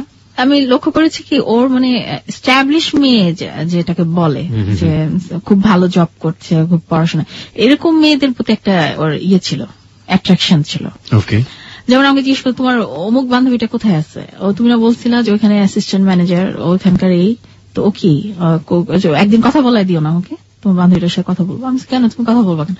আল্লাহ, মানুষের সাথে পরিচিত থাকা তো ভালো, আমি তো বাইরে থাকি, আমার কোনো ফ্রেন্ড সার্কেল নাই, অনেকদিন ধরে ডিটাচ হয়ে গেছি, তো যারা একটু প্রতিষ্ঠিত সমাজের ভালো ভালো পজিশন আছে তাদের সাথে একটু খাতির টাতির রাখতে হয়, বুঝছো, কখন কাকে কোন সময় প্রয়োজন পড়ে যায়, তুমি তো এগুলো বোঝো না। আর কথা আমার একটু বোকাই বলতো, তুমি তো আসলে এগুলো বোঝো না। আমি মনে করতাম ও যা বলতো, আমি বললাম না, যা বলতো আমি সেটা অন্ধ চোখে বিশ্বাস করতাম। ইভেন ও এমন একটা সিচুয়েশন করলো যখন ও বুঝতে পারলো যে আমার বোন এবং আমার দুলাভাই যদি এই বিয়েতে বাধা দেয় তাহলে বিয়েটা হবে না, ও করলো কি, আমাকে এমন ভাবে মেন্টালি ইয়ে করতে লাগলো যে তোমার বোন এবং তোমার দুলাভাই তোমার শত্রু, আমি তোমার দুলাভাইয়ের চেয়ে বেশি কোয়ালিফাইড, তো এই জন্য তোমার দুলাভাই করছে কি, মানে আমাকে বাদ দিতে চাচ্ছে, যাতে আমি তো ওনার চেয়ে বেশি কোয়ালিফাইড, এই জন্য উনি হিংসা করছে, জেলাস, উনি কিন্তু তোমার সাথে আমার বিয়েটা হতে দিবে না। তো তুমি কিন্তু ওনার কথা শুনবা না, শুনলে কিন্তু তুমি মানে সব শেষ, তুমি কিছুই পাবা না লাইফে। দেখলাম কি আমার ফ্যামিলির মেম্বারের প্রতি সে আমার বিষিয়ে তুলছে আমার মনটাকে, তোমার বোনও জেলাস, তুমি তো চেনো না তোমার বোনকে, বোনরাও কিন্তু জেলাস করে, কার হাজবেন্ড ভালো কার হাজবেন্ড একটু খারাপ, তোমার বোনও কিন্তু চাচ্ছে তোমাকে মানে একটু লোয়ার কোয়ালিফাইড ছেলের কাছে বিয়ে দিতে, তুমি এত মানে আমেরিকায় যাবা, এত ভালো ছেলে বিয়ে করবা, ইঞ্জিনিয়ার ছেলে, এটা চাচ্ছেই না কোনোভাবে তারা, এরকম বোঝাতো। তবে আমি একটা জিনিসই তাকে বললাম যে আমি যদি বিয়ে করি আমার বাবা মার সম্মতিতে করব, তোমার বাবা মা আসবে, কিন্তু আমি কোনো দিন কাজী অফিসে গিয়ে বা কোনো কারো অমতে আমি বিয়ে করবো না। তো এর মধ্যে একটা কথা বলি, মানে আমার জীবনের অনেক কিছুই হয়তো বা আমি পাই নাই বা আমি বঞ্চিত হয়েছি, বাট আল্লাহ আমাকে একটা জিনিস আমাকে উপহার দিয়েছেন আমার জীবনে, আমার বন্ধু ভাগ্য খুব ভালো। আমার জীবনে যতগুলো ফ্রেন্ডই আসছে খুব ভালো, তার মধ্যে একজনের কথা যদি আমি এখন মেনশন না করি তাহলে অন্যায় করা হবে, আর আমি তাকে বাদ দিয়ে আসলে জীবনের আমার কোনো গল্পই সম্পূর্ণ হবে না। আমার স্কুলের এক ফ্রেন্ড, আমার বান্ধবী, আমি যে আজকে প্রোগ্রামে এসেছি, আমি কি পড়বো, আমি কিভাবে যাব, রিক্সায় যাব আসবো নাকি সিএনজিতে, সেটাও সে ডিসাইড করে দিয়েছে, সে আমাকে বলেছে। ওকে, হাই হ্যালো লিসনারদের পক্ষ থেকে, কথা বন্ধু কিবরিয়ার পক্ষ থেকে আপনার ফ্রেন্ডের জন্য। যখন মানে আমার হাজবেন্ডের সাথে আমার এরকম কথাবার্তা হচ্ছে, হবু হাজবেন্ডের সাথে, ও তখন দেশের বাইরে ছিল, ওরও তখন বিয়ে হয়েছে, সদ্য বিয়ে হয়েছে, মাত্র 2 মাস আগে বিয়ে হয়েছে, ওরা হানিমুনে গিয়েছিল আসলে ওর হাজবেন্ডের সাথে। তো দেশে আসার পরে আমি ওকে বললাম যে দোস্ত, এরকম দোস্ত রাখতাম আর কি, মেয়ে হলো দোস্ত রাখ, যে আমি তো এরকম একটা করে ফেলেছি, আমি অনেক মেন্টালি ওর প্রতি উইক হয়ে গিয়েছি, ইনভলভ হয়ে গেছে, এখন তো এছাড়া উপায় নেই, তোর দায়িত্ব হচ্ছে আমার বাবাকে কনভিন্স করবি, আমার বোনকে কনভিন্স করবি তুই। তো ও বললো কি যে তাহলে আমি কথা বলি না, একটু দেখি না কেমন। তো কথা বললো, তা আমার বান্ধবীটার সাথে কথা বললে না, ও আমার বান্ধবীকেও মোটামুটি ইয়ে করে ফেললো। আমার বান্ধবী বললো ছেলে ভালো, কথাবার্তা সব দিক দিয়ে ভালো আছে, বাট ও যে একটাই প্রবলেম যে আসলে আমেরিকা অ্যাকচুয়ালি ও কি করেছে এটাই তো অজানা আমাদের। তখন আমি বললাম, মানে তখন আমার মনে হলো কি যে এসব ঝামেলা যাতে আর কথাটাই না ওঠে, কথাটা উঠলেই তো প্রবলেম, কথাটা যাতে না ওঠে। তাই আমি বললাম যে এখন তোর দায়িত্ব, তুই কি করবি। আর সবচেয়ে বড় কথা, আমার বাবা মা ওকে মানে মনে করে যে আমার 2টা মেয়ে না, আমার 3টা মেয়ে, আমরা 2 বোন না, ওকে মানে একটা মেয়ের মতোই মনে করে। তো ও বললে যে আমার বাবা মা বা আমার বোন কনভিন্স হয়ে যাবে, এটা কনফার্ম ছিলাম আমি। আর ও তো বলতেছে, ছেলে তো বলতেছে যে আমার কোনো প্রবলেমই না। তো আমার বান্ধবীটা আমার বাবা মাকে কনভিন্স করে যেহেতু ওর আসলে এতদিন কাউকে বলে নাই যে কাউকে পছন্দ, বা সে এখন যেহেতু বলছে একটা ধাক্কা খাবে, ঠিক আছে দিয়ে দেন, বিয়েটা হয়ে যাক, ওরা যখন পছন্দ করতেছে হয়ে যাক। তো আমাদের এপ্রিল মাসের 29 তারিখে বিয়ে হলো। 29 তারিখে বিয়ে হয়ে গেল। কত সাল? 2005। ওকে। ওই 29 এপ্রিলে প্রলয়ঙ্কারী একটা ঝড় হয়েছিল উপকূলীয় অঞ্চলে আমাদের। তো ওই ঝড়টা আমার লাইফে শুরু হলো ওই রাত্রি। তো ও প্রথমে বললো কি যে ঠিক আছে বিয়েটা হবে, খুব মানে অর্ডিনারি, মানে ঘরোয়া ভাবে বিয়েটা হবে, মানে জাঁকজমক কিছুই না, আমি বিয়ে করে তোমাকে রেখে, মানে আগদ যেটাকে বলে, কাবিন যে আগদ যেটা বলে সেটা হবে, তারপর আমি ব্যাক করে বড় করে অনুষ্ঠান করব, তোমরা আমরা মিলে একটা প্রোগ্রাম করব। আসলে তেমন একটা সময় ছিল না যে ওরকম প্রিপারেশন। তো 29 তারিখে বিয়েটা হলো, বিয়েতে আসলো। ও তার আগে যেটা প্রবলেম করলো, 29 তারিখ সকালবেলা সে যে প্রবলেমটা করলো, দেনমোহরের যে ব্যাপারটা থাকে, তো ওরা বললো কি যে একটা ব্যাপার ক্লিয়ার করে নি। ওর ভাই ফোন করছে, করে বললো একটা ব্যাপার ক্লিয়ার করে নি, আমরা দেনমোহরে 1 লাখ টাকার বেশি করব না, কারণ আমার বিয়েতে আমার বাবা 1 লাখ টাকা করেছে, তো আমার ভাই যেহেতু, আমার বাবা বলছে যে 1 লাখ টাকার বেশি করবে না। তো তখন কিন্তু 1 লাখ টাকা হতো না, আসলে 1 লাখ টাকা অনেক আগেই হতো। তা আমার বোনেরই 5 লাখ টাকায় হয়েছিল, তার 2 বছর আগে যে বিয়ে হয়েছে। তা আমার মাকে আমি বললাম এটা, এসে আমার বাবাকে, বাবা বললো যে ওরা যখন বলছে যে ওর বড় ছেলের 1 লাখ হয়েছে দেখে ছোট ছেলের, তা আমিও তো সেটা বলতে পারি, আমার বড় মেয়ের এত টাকায় হয়েছে, আমার ছোট মেয়েটাকে আমি এভাবে দিব। আর ওর সমস্যাটা কি? ওর তো সমস্যা নাই এটা নিয়ে, ও আমেরিকায় থাকে, ওর তো সামর্থ্য আছেই, আর এরকম আমি ভাববো কেন যেটা হবে না বা ব্রেকআপ হয়ে যেতে পারে। তো ও করলো কি, এই ব্যাপারটারে একটা মেজর ইস্যু করে বিয়ের দিন সকালবেলা, বিয়ে রাত্রে হবে, সকালবেলা একটা বিরাট একটা করে ফেললো, গন্ডগোল করে ফেললো। ওর ভাবিরে দিয়ে ফোন করে আমাকে বললো কি যে তোমরা যদি 1 লাখ টাকায় রাজি না হও, তাহলে ও বলছে বিয়েটা ক্যান্সেল করে দিতে। তখন কিন্তু অলরেডি আমার আত্মীয় স্বজন দাওয়াত দেওয়া হয়ে গেছে, রেস্টুরেন্ট বুকিং দেওয়া হয়ে গেছে, শপিং করা শেষ, সব শেষ। আমি বললাম কি ভাবি আপনি এটা কি কথা বললেন, শুধু টাকার জন্য, মানে দেনমোহরের টাকার জন্য বিয়েটা ক্যান্সেল, এটা ও বলেছে? তখন বলে কি হ্যাঁ ও বলছে। তা আমি বললাম ওকে ফোনটা একটু দেন তো, ফোনে আসতে যাচ্ছে না, আমার সাথে কথা বলতে যাচ্ছে না। আমি ওকে একটু ফোনটা দেন তো। তো দেখা গেল 5 মিনিট পরে ও ফোনটা ধরলো, ফোনটা ধরে বলতেছে, আমি কি বললা তুমি এটা? বলে কি না না, আমার বাবা হাজি বানর সজ করে আসছে, সে বলে যে দেনমোহরের টাকা শোধ করে দিতে হয় বিয়ের দিন রাত্রি, তা আমি এখন এত টাকা পাবো কোথায়, কি জানো তুমি 1 লাখ টাকায় যদি রাজি না হও তাহলে কিন্তু, মানে দেখলাম খুব একটু রাফ কথা বলছে, মানে একটু মন মেজাজ তার খারাপ, যে হবে না বিয়েটা, যাক গন্ডগোল যখন লাগছে লাগুক, দরকার নেই এই সে। তখন তো আমি আসলে হয়ে গেছি, ফেসে গেছি না, আমার বাবা মা সব গেছে। তা আমি তখন বললাম কি আচ্ছা ঠিক আছে, তোমার কথা বাদ দাও, আমার বাবা মার কথা বাদ দাও, ঠিক আছে 2 লাখ টাকায় তুমি করো, কাবিন করো, রাজি আছো? বলকি হ্যাঁ রাজি আছি, বাট 1 লাখ টাকা কিন্তু আমি দেখাবো, মানে পরিশোধ হয়ে গেছে, এটা কিন্তু আমি দেখাবো কাবিন নামায়। আমি তোমার যা ইচ্ছা করো, তুমি আসো, এসে করো। আচ্ছা, তারপরে বিয়ের অনুষ্ঠানে গেলাম, খুব ওদের মানে ক্লোজ আত্মীয় স্বজন কিছু আসলো, আমারও কিছু ক্লোজ আত্মীয় স্বজন। বিয়েটা হলো, হওয়ার পরে যার যার বাসায় চলে গেলাম আমরা। This track was downloaded from FusionBD.com. ওর বাসায় চলে গেল, আমি আমার বাসায় চলে আসলাম। কোনো বাসর না, কিছুই হয়নি, ও চলে গেল ওর বাসায়, আমার বাসায় আমি চলে আসলাম। পরে শুনতে পেরেছিলাম যে বিয়ের গল্প বললেন, আর আমরা তো একটা বাসর, সুন্দর একটা বাসর রাতের জন্য অপেক্ষা করছিলাম, আপনি তো সবাইকে হতাশ করে দিলেন। ওকে ওকে, আচ্ছা ঠিক আছে। পরে আমি জানতে পেরেছি এটা আমার শাশুড়ির কারণে হয়নি, আমার শাশুড়ি চাচ্ছিল না যে আপনাদের কোনো বাসর রাত, ওনার ইচ্ছা ছিল, ও তখন ছিল কি আমার যে তারিখে বিয়ে হয়েছে তার 1 সপ্তাহ পরে তার ডেট ছিল চলে যাবার। আমার শাশুড়ির ইচ্ছা ছিল নেক্সট টাইম এসে প্রোগ্রাম করে, হ্যাঁ প্রোগ্রাম করে তারপরে হবে। সেই দিন রাত্রে যাওয়ার পরে আমি চেঞ্জও করতে পারিনি, আমার বিয়ের সাজটা তখনও আছে। সে আমাকে ফোন করলো, ফোন করে বললো তোমরা এটা একটা কাজ করলা। আমি বললাম কি কাজ হয়েছে? বলে কি তোমরা এত ফকিরের মতো একটা বিয়ের অনুষ্ঠান অ্যারেঞ্জ করলা। ফকিরের মতো কি, একটা চাইনিজ রেস্টুরেন্টে যেভাবে একটা বিয়ে হয়, মেনু যা থাকে সেগুলাই হয়েছে। বলে কি যে না আমরা এগুলো এক্সপেক্ট করি নাই, আমরা করেছিলাম অনেক জাঁক জমক। আমি বললাম কি তুমি তো আমাকে বলেছো যে খুব ছোটখাটো একটা ঘরোয়া প্রোগ্রাম করে জাস্ট এখন হবে, বিয়েটা পরে পরবর্তীতে অনুষ্ঠানটা হবে। আর আমি তো অনেক কষ্ট করে আমার বাবা মাকে কনভিন্স করে আমি করেছি, তুমি আমার দিকটা দেখবা না, আর এগুলো তো কোনো ফ্যাক্টর না। এখন বলতেছে না আমি, আমার ফ্যামিলি আমাকে অনেক কথা শোনাইছে, আমার মা ওর মন অনেক খারাপ হয়েছে, তো এটা নিয়ে আমাকে খুব ঝাড়াঝাড়ি করলো বিয়ের রাত্রে। খুব কোথায় বাসর তার আগে শুরু হয়ে গেল।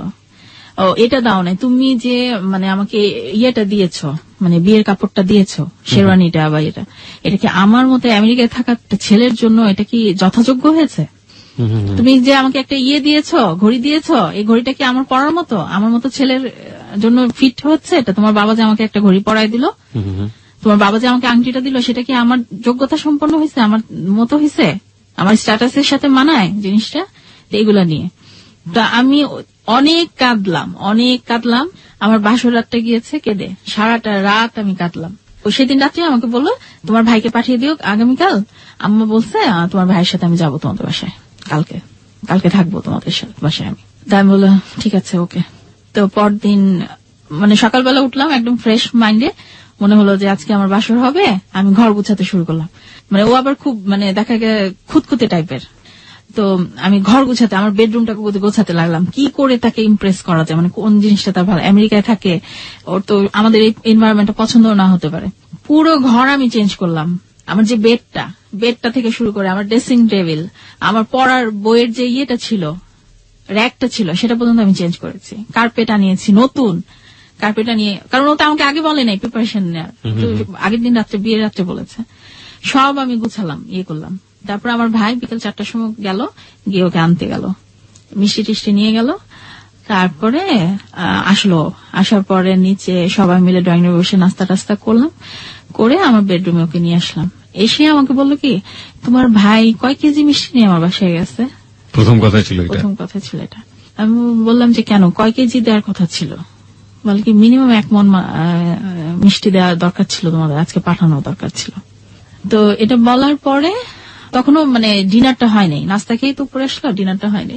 তারপরে ডিনার করলাম, করার পরে যাক বাসর হলো। মানে এই বিষয়গুলো কি বলা যায় একজন মানুষ আরেকজন মানুষ?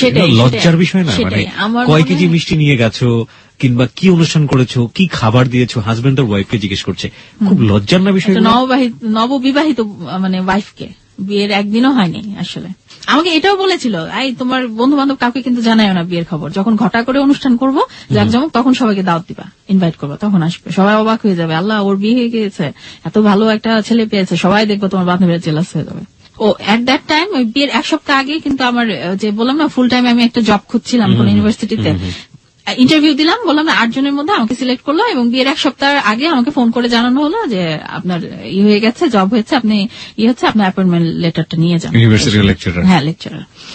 তো ওকে আমি এই কথাটা বললাম, বলার পরে ও বললো কি তোমার ইউনিভার্সিটিতে জয়েন করার দরকার নেই, তুমি যেখানে রিসার্চ করতেছো ওইখানেই থাকো। আমি বলছি না, আমি তো ফুল টাইম। বল কি কেন, তোমার কি দরকার? আমি বলছি না দরকার নেই, কিন্তু আমার ভাল লাগে টিচিং প্রফেশনটা, আমি পড়াবো, এটা আমার খুব ভালো লাগে। আর রিসার্চে তো ধর অনেক সময় দিতে হয়, রাত 8টা বেজে যায়, অনেক সময় বাসায় ফিরতে একটু টায়ার্ড লাগে আসলে। আর যদি পিএইচডি করতে চাই, তুমি তো আসোই, আমি তোমার সাথেই তো যে করতে পারবো ভবিষ্যতে, এটা তো প্রবলেম না। তো ও তখন কিছু বলে নাই। তো বিয়ের রাত্রে সকালবেলা তো বন্ধু বান্ধবদের ফোন দিচ্ছি, আমি আমার বান্ধবীদের ফোন দিলাম, দেখলাম কি মানে আমার চেয়ে না, আমি নতুন আমার চেয়ে কথা বলার চেয়ে দেখা যাচ্ছে আমার এক বান্ধবীর সাথে সে 1 ঘন্টা কথা বললো।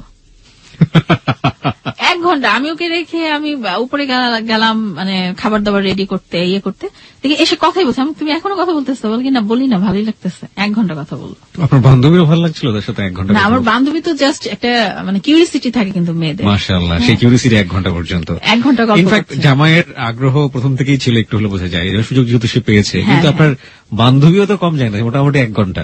না, 1 ঘন্টা কি আবার কথা হয়েছে, কিন্তু ওই রিলেটেড, এই যে পড়াশোনা, হায়ার এডুকেশন, জব, আপনি কি করেছেন ভাইয়া আমেরিকায়, কি পড়াশোনা করেছেন, আমাদের কোন অপরচুনিটি আছে কিনা, আমাদের সাবজেক্টে গেলে আমি পিএইচডি কোথায় করতে পারবো, এই টাইপের কথাবার্তা হয়েছে এইসব। তো তারপরে ওই দিন রাত্রের বেলা আমাদের বাসা থেকে সন্ধ্যাবেলা আমার মাকে বললো কি আমি ওকে আমাদের বাসায় নিয়ে যাই, আপনার বাসাতে থাকলাম। তো আমার মা বললো কি যে আসলে তো মেয়েদের ওই যে একটা উঠিয়ে নেওয়ার যে একটা ব্যাপার থাকে ইয়ের পরে, তো অনুষ্ঠান তো হলো না তো বাবা, তা আমার তো আত্মীয় স্বজন কেউ জানে না, ওরা জানে সবাই যে বিয়েটা হয়েছে, তুমি পরে এসে অনুষ্ঠান করে, আর অনুষ্ঠান না করে মেয়েকে দিব, এটা কেমন দেখা যায় না? বলে কি না, ও তো আমার ঘরের বউ, আমি আমার বউকে যখন ইচ্ছা তখন আমার বাসায় নিয়ে যেতে পারি, এটা তো কোনো প্রবলেম না। তো বললো কি আমার বাবা মার সাথে, তোমার শ্বশুর শাশুড়ির সাথে দেখা করে তুমি আবার চলে এসে রাত্রে। আমি যে শাড়িটা পরেছিলাম সেই শাড়িটা পরে আমি চলে গেছি। তো দেখা গেল কি পরে অনেক রাত হয়ে গেছে, ও বললো কি না যাওয়ার দরকার নেই, কালকে যেও। এরকম হওয়ার পরে থাকলাম ওই বাসায়। পরের দিন দেখা গেল কি আমি কি পরে গিয়েছি এগুলো খুব ডিসকাস হচ্ছে, মানে আমার গায়ে গয়না কতখানি, হাতে দুটো শুধু চুড়ি ছিল গোল্ডের, আর গলায় একটা চেন ছিল, আর কানে ইমিটেশন পরেই গিয়েছে। তো দেখলাম এগুলো নিয়ে ওরা খুব সমালোচনা করতেছে যে এই দিয়ে মেয়ে বিয়ে দিচ্ছে, এই করছে, সে করছে। আড়ালে আবডালে যে কথা হচ্ছে এগুলো আমি শুনতে পাচ্ছিলাম, কানে আসছিল। তো ওইখানে থাকলাম 2 দিন। আমাকে ফেরত দেওয়ার কথা ছিল বাসায়, দিল না। বলে থাকো, এখানেই থাকো, আমি তো চলেই যাবো। আর আমাকে ইমোশনালি এটা বলতো কি যে আমি তো 1 সপ্তাহ পরে চলে যাচ্ছি। তো তখন কিন্তু আমার কষ্টবোধটা খুব বেশি হচ্ছিল যে ও চলে যাবে 1 সপ্তাহ পরে, বিয়ের মাত্র 1 সপ্তাহ পরে চলে যাচ্ছে। খুব কষ্ট পাচ্ছিলাম আমি তখন। তো দেখা যেত কি বিয়ের পর পরে যে ওই যে পাশে ছিলাম, তখনই দেখা যেত আমার শাশুড়ি চাইতো কি আমি রান্নাঘরে যাই। আমি এটা সত্যি কথাই বলবো যে আমি আসলে ঘরকন্যার কাজ আমি পারতাম না, জানতামও না ওভাবে কি করতে হয় না হয়। এই 1 সপ্তাহটা হয়ে গেল 1 মাস পরে আমি জানতে পারলাম সে এটা মিথ্যা কথা বলেছিল আমাকে। 1 সপ্তাহ 1 মাস মানে সে 1 সপ্তাহ যায়নি। আচ্ছা। সে তার টিকিটটা 3 বার চেঞ্জ করেছে, এয়ারলাইন্সে ফোন করে করে চেঞ্জ করেছে। অথচ আমাকে বলেছে আমি ওইখানে গেলে, আমি যদি বেশি দিন এখানে থাকি আমার জব চলে যাবে, এই হবে সেই হবে। আমি তখন মাঝে মাঝে তুমি যে 1 মাস স্টে করলা তোমার প্রবলেম হবে না, বাড়ালা যে? বলি না সমস্যা নাই, ফোন করে দিয়েছি। আসলে কিন্তু ও জবলেস, তখন কিছুই করে না ওখানে, ও টোটালি বেকার, ওখানে কিছুই করে না। তা আমি তো জানি না এটা। আর আমি জানি একটা ভালো একটা রেপুটেড একটা ফার্মাসিউটিক্যাল কোম্পানিতে জব করছে ওখানে। আপনি বিয়ের পরে ডকুমেন্টস গুলো পাননি ওরা হাতে? না না, ও কখনোই না। ও বলতো আমি তো এগুলো আমেরিকায় রাখছি, এখানে আনবো কোত্থেকে, তোমাকে দেখাবো কোত্থেকে। আমি আর মার বাসায় আসলাম না। আমাকে বলে কি যতদিন আছে আমার কাছে থাকো, বুঝছো, চলে গেলে কিন্তু কান্না করবা। তো বিয়ের 10 দিনের মাথায় আমরা দুজন শুয়ে আছি, টিভি দেখছি। তো হঠাৎ করে ওর মোবাইলে মেসেজ আসলো। ও করলো কি ড্রয়িং রুমে চলে গেল।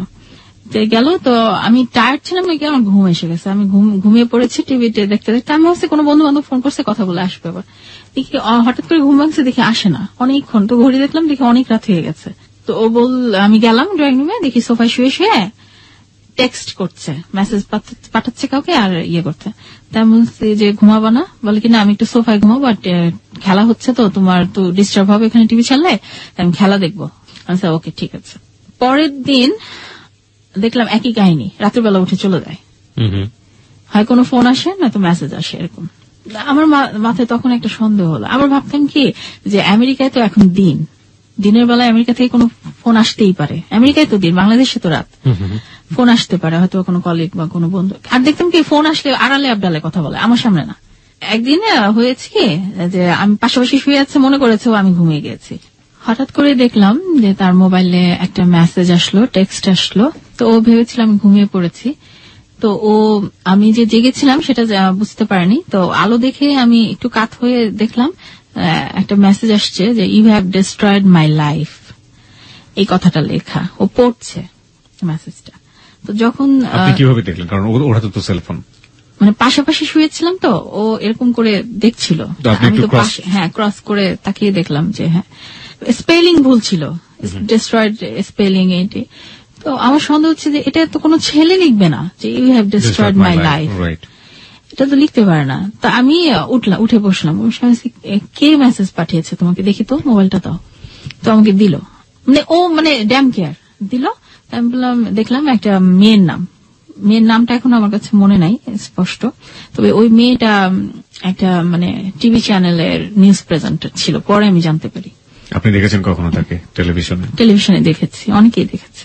আমি বললাম যে একটা মেয়ে তোমাকে এরকম একটা মেসেজ পাঠালো কেন? বলে কি মেয়েকে জিজ্ঞেস করো কেন পাঠিয়েছে, আমাকে জিজ্ঞেস করো কেন। ড্যাম কেয়ার, তখনও ড্যাম কেয়ার হয়ে গেছে। বিয়ের 10 দিনের মাথায় ড্যাম কেয়ার অলরেডি, ওর রূপ আমি দেখতে পাচ্ছি।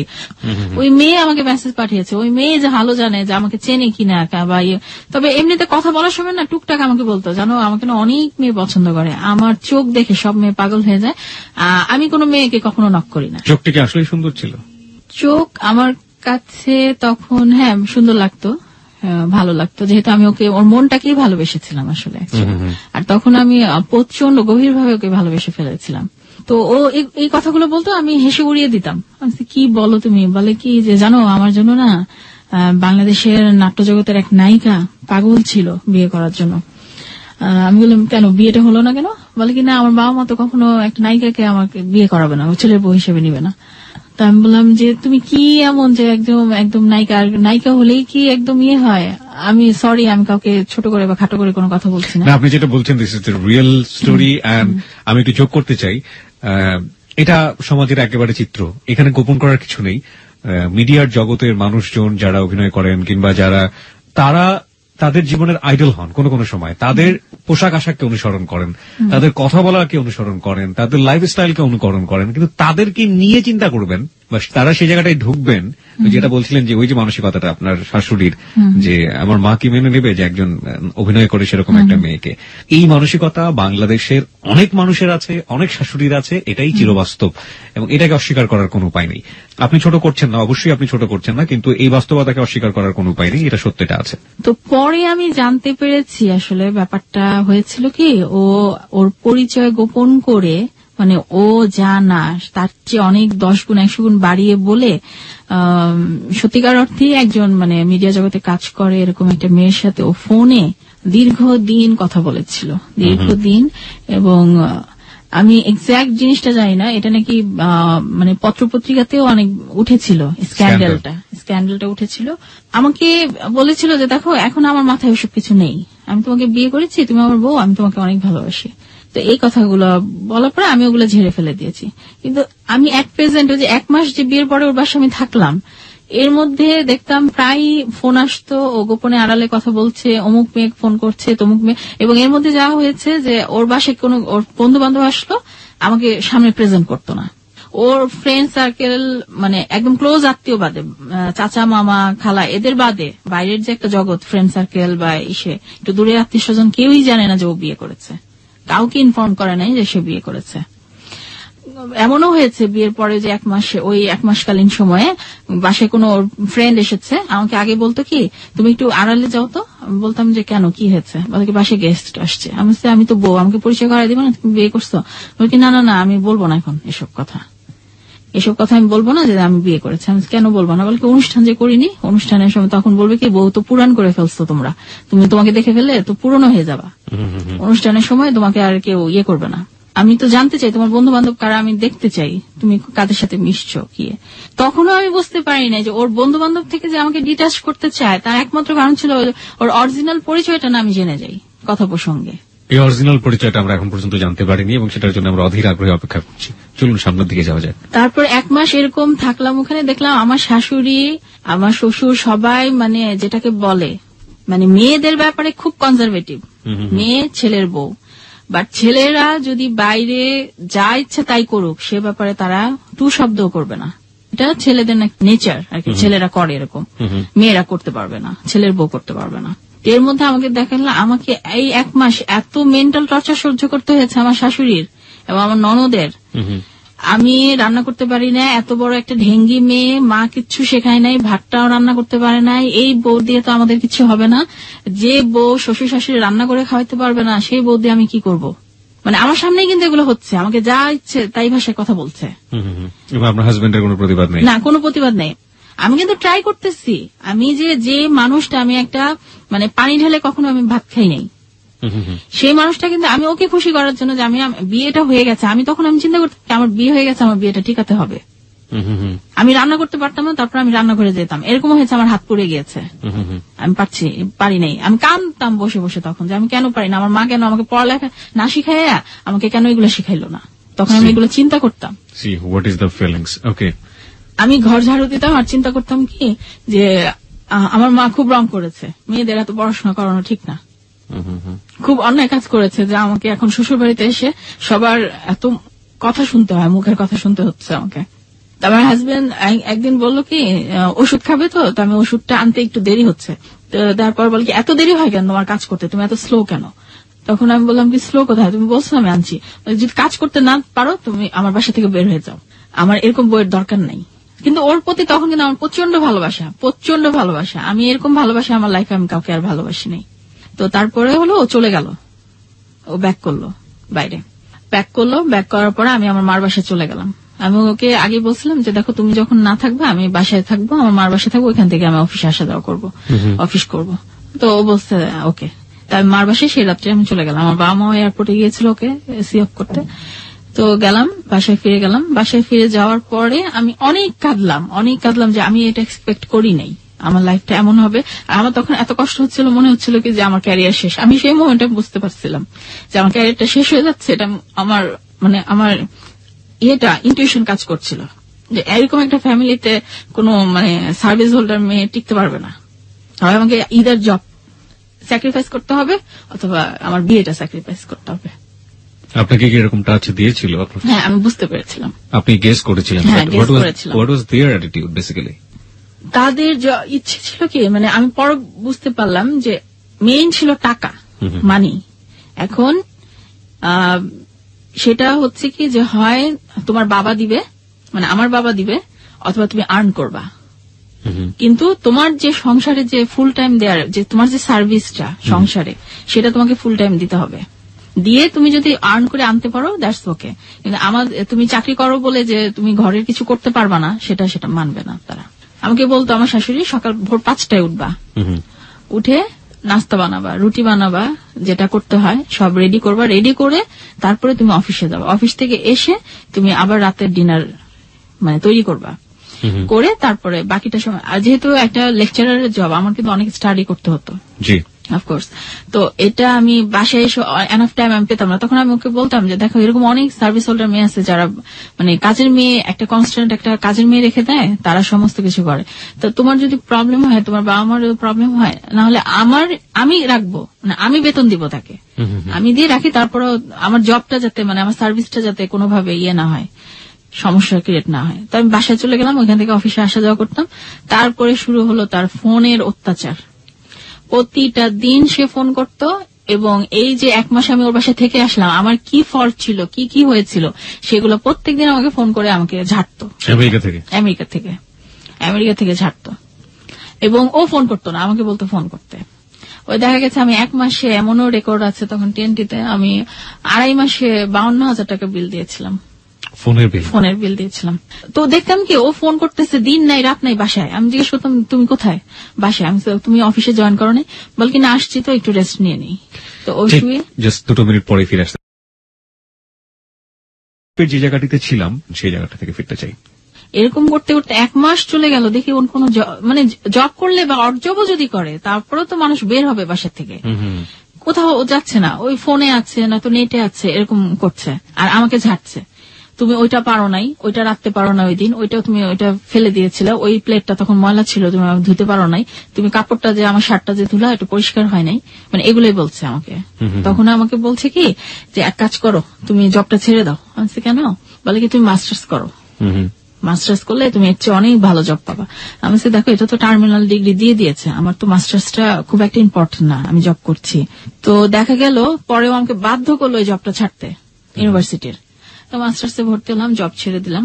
তো এর মধ্যে দেখতাম কি যে ইভেন আমি যে আমার ক্লাসমেটের সাথে কথা বলি সেটাও পছন্দ করে না। ধরেন ফোন করছে, তো পাশে হয়তো বা কোন ছেলেরা কথা বলছে, তা আমি তো কো এডুকেশন, ঢাকা ইউনিভার্সিটিতে মাস্টার্সে পড়া একটা মেয়ে, আশেপাশে তো ছেলে থাকবে, এর জন্য আমাকে 1 ঘন্টা ঝাড়তেছে। তুমি নিশ্চয় ছেলেদের পাশে গিয়ে বসো, তুমি আমেরিকা থেকে কিভাবে দেখো? আর ছেলে মেয়ে এখানে তো পাশাপাশি বসার কিছু নেই, এক একজন এক এক চেয়ারে বসতেছে, এখানে তো পাশাপাশি বসার কিছু নেই। অমুক স্যারের কাছে যেতে পারবা না, অমুক স্যারের রুমে যেতে পারবা না, কোন ছেলের দিকে তাকাতে পারবা না, কারো ফোন অ্যাটেন্ড করবা না, মানে শুরু হলো তার ওই ইয়েটা। আপনি জবটা ছেড়ে দিলেন, ইউনিভার্সিটি লেকচারের জব, আপনি একটা ভালো প্রাইভেট, আমি তো প্রাইভেট ইউনিভার্সিটি আমি নিজে নামটা জানি, হয়তো আমার শ্রোতাদের আপনার বিশেষ প্রয়োজন আমরা জানাতে পারছি না। আপনি এত সুন্দর একটা ইউনিভার্সিটিতে আপনি লেকচারের জব পেলেন, full time job, and you sacrifice your job. হ্যাঁ, আমি ছেড়ে, এবং সেটাই আমার জীবনের সবচেয়ে মারাত্মক ভুলটা ছিল। প্রথমটা ছিল বিয়ে, তারপরে জব ছাড়াটা সেকেন্ড, এবং থার্ড ভুলটা ছিল, আমি বলতে চাই না, আল্লাহ আমাকে দিয়েছে আমার 2 বাচ্চা। আমার ওই ভুলের দিকে আমরা যাবো, আপনি যেটা বলছিলেন। হ্যাঁ, তার অ্যাটিটিউড গুলা। তারপর এরকম শুরু করলো, মানে বিশ্রী ভাষায়, দেখা যায় কোন একটা কিছু হয়েছে বিশ্রী ভাষা। আর তখন থেকে শুরু হলো আমার বাবা মাকে বকাবকি। তোমার বাপ একটা ফকির, আমাকে বিয়েতে কিছুই দিতে পারে নাই, আমার সম্মানটা নষ্ট করছে। কোনো যৌতুক ব্যাপার স্যাপার ছিল বিয়ের আগে? ওরা তো কোনো কিছু ডিমান্ড করে না, বাট এক্সপেকটেশন ছিল মনে হয় অনেক, কিন্তু কখনো তো আমাকে সরাসরি বিয়ের আগে বলে নাই। তো তারপরে বলতেছে যে আমি যে লেভেলের ছেলে, এরকম লেভেলের ছেলেরা শ্বশুর বাড়ি থেকে অনেক কিছু নিয়ে বিয়ে করে। তখন আমি বলতাম কি যে শোনো, তুমি এমন একটা মেয়ে পেয়েছো যে যার এগুলো প্রয়োজন হয় না, আমি জব করে আমার সংসার, তুমি যদি চাকরি নাও করো, আমার সংসার আমি খুব সুন্দর করে আমি মেনটেন করতে পারবো। বলকি আমি কি তোমার পয়সা খাবো? আমি আমার পয়সা খেতে পারবো না, আমার বাপের পয়সাটা তুমি নিতে পারবা, সেটা খুব মানে সম্মানের। তো এগুলো প্রায় মানে ওর সাথে আমার ইয়ে হচ্ছে, মনোমালিন্য হচ্ছে, এই হচ্ছে সেই হচ্ছে। ওই যে ঘটনাটা বললাম না, একটা মেয়ে লিখেছিল you have destroyed my life, মেসেজটা আসছিল। এই মোবাইল সেটটা ও আবার বাসায় রেখে গিয়েছিল বাংলাদেশে। তো পরবর্তীতে আমার সেটটা নষ্ট হয়ে যাওয়াতে আমাকে বলতেছে আমি তো একটা সেট রেখে আসছি বাসায়, তো তুমি এটা তোমার ভাইকে দিয়ে আনে আনো, এটা দিয়ে কাজ চালাও, পরে একটা নতুন কিনে নিও।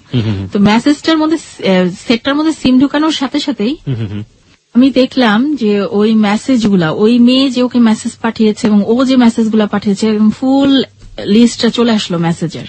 তো মেসেজে দেখলাম লম্বা সময় প্রতিদিন, আমি ডেট গুলা ইয়ে করলাম যে আমার ওই 1 মাস যে বাংলাদেশে থেকে গেল, প্রতিদিন রাতে ওই মেয়ের সাথে তার কথা হতো ফোনে এবং মেসেজ আদান প্রদান হতো। ওই মেয়েটা একবার লিখেছে তোমার বউ কোথায় এখন, তো ও আবার লিখেছে যে আমার বউ ঘুমাচ্ছে, জন্যই তো তোমার সাথে কথা বলতে পারছি, এই টাইপের মেসেজ গুলা। তো এটা দেখে তো আমার মাথায় তখন আকাশ ভেঙে পড়লো যে অন্য অ্যাটিচিউডে তো আমি এমনিতেই কষ্ট পাচ্ছি, আবার এই ফলটাও। তা আমি খুব কষ্ট পেলাম, তো ওকে আমি ফোন করে বললাম। একটা যেটা বললেন যে আমার বউ ঘুমাচ্ছে এই জন্য তোমার সাথে কথা বলতে পারছি, এটা তো নর্মালি একজনের সাথে সে বলতেই পারে, বাট হোয়াট ওয়াজ দ্যাট? না, ওই যে ওই মেসেজটাও আছে যে you have destroyed my life. So এমন কিছু কি ছিল যেটা দ্বারা বোঝা যায় যে তার সাথে খুব ইন্টিমেট কোন ধরনের? হ্যাঁ, না, ওর সাথে ওর যে প্রবলেম হচ্ছে, ও তো দীর্ঘদিন আমেরিকায় ছিল না, ও করতো কি ওই যে মিডিয়া জগতে ধরেন কোন নিউজ প্রেজেন্টার আর কোন মানে পত্রিকায় কাজ করছে বা কোন নাটক করছে, কোন ওদের নাম্বার জোগাড় করতো, ফোন নাম্বারটা, সেল নাম্বারটা বা কোনো নাম্বার জোগাড় করতো, জোগাড় করে ফোন দিত আমেরিকা থাকতেই, আমেরিকা থেকেই ফোন দিত। ফোন দিয়ে বলতো যে আমি এরকম আমেরিকা সিটিজেন বা এই সে, আমি ইঞ্জিনিয়ার, এই না সে না বলে ও ইমপ্রেস করার চেষ্টা, আমি আপনার ফ্যান বলে ঢুকতো তারপরে একেবারে। হ্যাঁ, দীর্ঘদিন ফোনে এরকম চালা যেত। আর যেটা আমি দেখলাম যে ও মানে সামনাসামনি দেখা করতো না কখনোই, বা নিজের পরিচয়টা ইয়ে করতো, হাইড করতো। যেমন নামটা আপনাকে আমি দেখাবো, ফেসবুকে সে যে প্রোফাইলটা করেছে, অ্যাকাউন্টটা, সেটা অন্য নাম দিয়ে করেছে, মানে নিজের নাম সেখানে নাই, অন্য নাম দিয়ে সে এরকম করতো। এটা আমাকে পরবর্তীতে হেসে হেসে আমাকে বলেছে যে আমি এত কাঁচা ইয়ে না, যখনই কোনো মেয়ের সাথে আমি কিছু করেছি, কোনো মেয়ে আমাকে ধরতে পারবে না, আসলে এসে আমাকে ধরে যে কোনো প্রুফ দেখাবে এটা আমি পারবে না, কারণ আমি এইভাবে কখনো কোনো কিছু করি নাই, প্রুফ রেখে আমি কখনো কিছু করি না। তো এরকম করতো পরে, মানে এরকম। তারপর পরবর্তীতে ওর একটা আমি ডায়েরি পেয়েছিলাম, ডায়েরির মধ্যে মিডিয়া জগতের সমস্ত, মানে বিশেষ করে মেয়েদেরই, অন্য ছেলের নাম নেই, সবার সেল নাম্বার। ওর এটাই ফ্যাসিনেশন ছিল মনে হয়। তো আমার মাথায় আকাশ ভেঙে গেল, আমি জিজ্ঞেস করলাম, ফোন করলাম, তখন সরি বললো, নাটক করলো, অনেক ভিডিও চ্যাট যেটাকে বলে, তো ক্ষমা চাচ্ছে, পা ধরে এই করে, আর ভুল হবে না, মাফ করে দাও, এই সেই। তো এর মধ্যে আবার মেয়েরা দেখা গেছে যে কথা বলতেছে, আমি তো দেখতেছি যে অন্য সেটে আবার ফোন আসতেছে, তো বলতেছে আমার লাইন কেটে দিচ্ছে, কেটে দিয়ে একদিন যেমন একটা শুনতে পেলাম, ইংলিশে বলছে সে যে ও আমার গার্লফ্রেন্ড ছিল না, তুমি ভুল বলতেছো, হ্যাঁ ও আমার গার্লফ্রেন্ড ছিল, আর ছিল থাকলেও মানে আগে ছিল, এখন নাই। তোকে জিজ্ঞেস করেছি, তো বললো আরে এরকম ওটা কোনো ব্যাপার না, তুমি এত মাথা খাও কেন বেশি বলেন। তারপর 6 মাস পরে ও ব্যাক করে এবার।